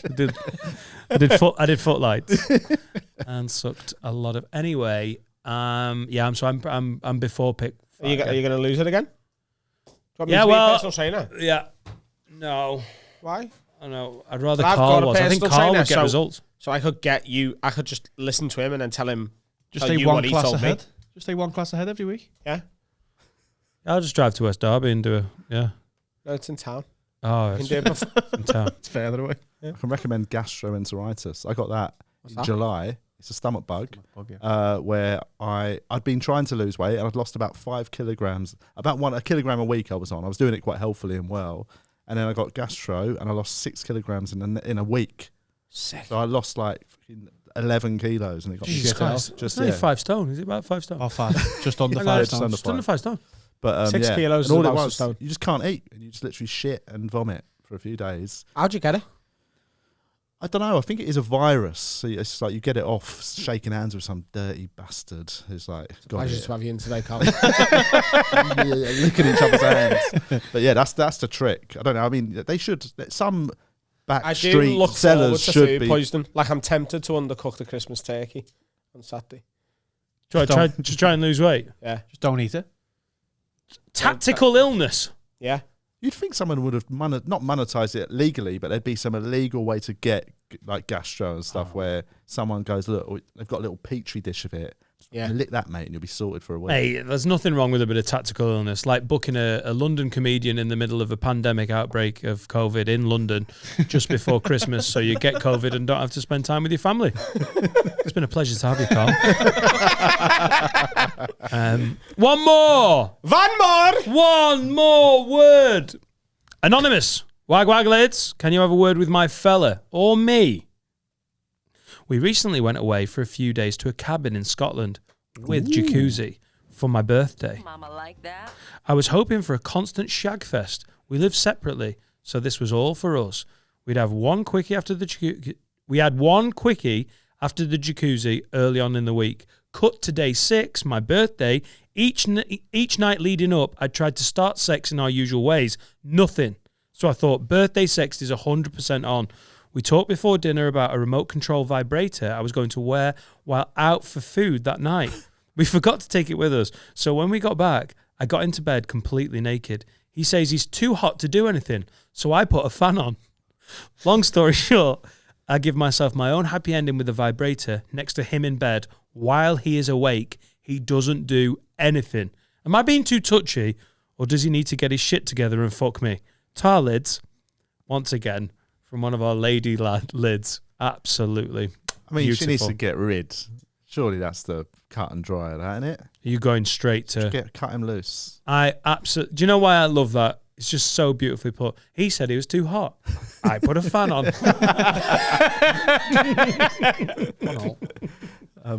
She's not getting Have you ever none. tried? Have you ever? And I mean, it's a personal question. Have you ever had sex in a jacuzzi? Yeah, water is not a lubricant. Yeah, and it's also just it is too hot Yeah. in a jacuzzi. You've got to relocate and do it elsewhere. You're just you're sweaty and hot. Right, it's too hot. I think it's So water. I would trust it. If it was night 1 and he said no because he was too hot, I'd think that's fine. But when you do it for a whole holiday, he's got some issues. There's something going on inside. What's this remote vibrator thing that I keep seeing when it's like it's on the phone and then the woman's got it inside and you're like, Yeah. I've not done Like a that. cat in a tree. Get me down. I'm aware of it. It's like a pink thing, innit? I Yeah. keep seeing it in porn. And how far can do it? How far is it? Like sort of As long as they're both walkie-talkies? connected to the Or is Wi-Fi, it- you can be on different sides of the planet. Really? Yeah. Okay. It's not remote control car distance. Yeah. I see you turning her on until she goes round a tree at the end of the park. You can combine it with a remote control car if you're in the same house, though. would be You can drive it into her. I tried to make that work in my head. I was like, oh yeah, get it. Like Adam's thing on Robot Wars with a knife, but it's a big dick. Yeah. Right. I tried to go on Robot Wars when I was a kid. I put a cardboard box with a knife through it on top of a remote control car. It was not accepted. Most Liverpool vehicle that's ever been invented. I got a gun on a monster truck. Bang. I don't know, mate. Sounds bad. It does sound bad. Sound bad. Yeah, but he might have some Is he issues. cheating on her? No, he Is he might have seeing someone else? He might have some Because if it was the other way around, I know exactly Yeah, what yeah. you both would say. You'd be like, she's fucking cheating on you, lad. She's getting dick from someone else, probably the maintenance man for the jacuzzi. Maybe he's not well, maybe he's under the weather, maybe he's a little bit in his own head. Could There be is loads that. of He reasons. might be suffering from clinical What? depression. Hang on. I'm going to just get Carl revved up. What if he's fat? Huh? What if he's fat, though, Carl? Gee, what if he's fat? I don't know. You seem to take a really anti-fat stance, and then you've gone all mild. Maybe he doesn't feel well. Maybe he's just a bit sad. Maybe he's worried he's got HIV and he doesn't want to give it to her. Yeah. Good point. Yeah. Good point. Chlamydia. Still fucked her on the first day, but then he was like, oh, second day I might have He might AIDS. have caught it in the jacuzzi second date. Yeah, Right. you can catch sexually transmitted diseases in bodies of water. I am. Bodies. Me and my wife, when we first started seeing each other, we went away. He's got AIDS in the jacuzzi, didn't We he? got, we are both now carriers, but now it's not the death sentence it used to be. Dan, I've got chlamydia. I've just been down the David Lloyd for a swim. Speak to Dr. Rowe. It's facts. But we were in the jacuzzi and we had champagne, and I knocked a glass of champagne into the jacuzzi, and it smashed on the corner of the jacuzzi, and all the glass went in, and the bubbles were like, so it ended up being like a fucking James Bond baddie weapon.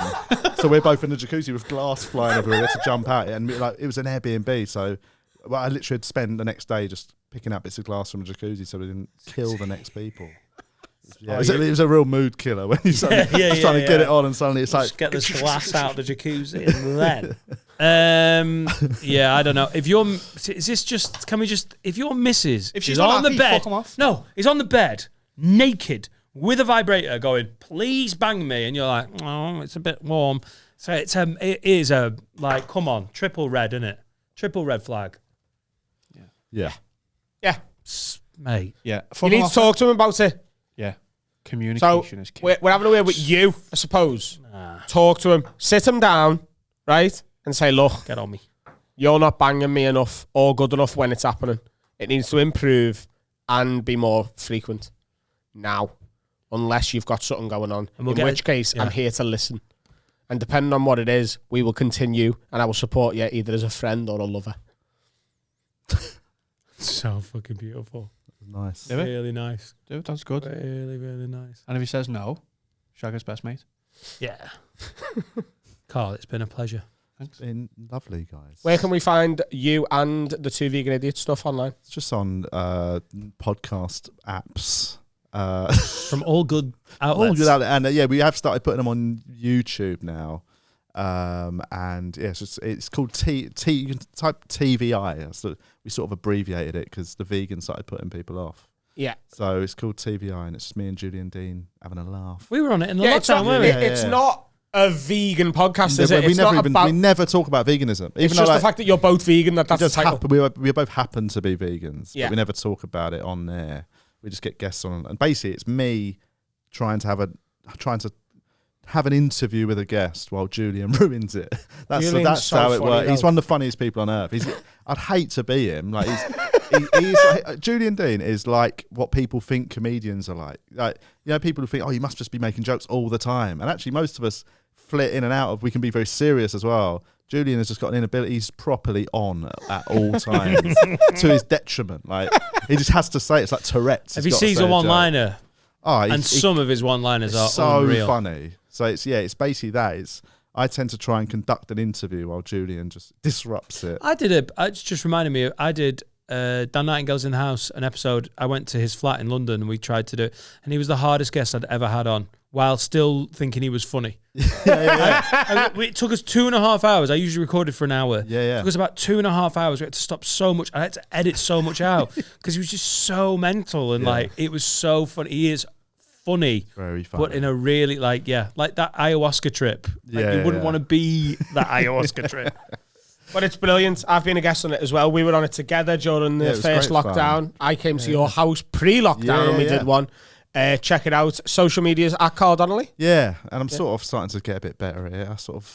I've started to actually do stuff on there rather than just The ignore Instagram it. stuff, the advent calendar. Go and watch the alcohol one, but go back to last year and The watch the coffee coffee one one. was good. Watch that filter. Gotta get you back for a lock-in. I'd love to get drunk I'd love with you to in come here. up and get It'd be drunk. great. We'll sort Yeah. that out. All right, Lids. I hope you've had a great Christmas. If you're a patron, you've watched the early release, have a great rest of Christmas Day. Merry Christmas to you all. And me and Dan are on tour next year, but you know that already, don't you? Edinburgh.co.uk/shows, dannightingale.com. Yep. Tickets are close to being gone, so what are you up? Get on me. Go ahead. Merry Christmas.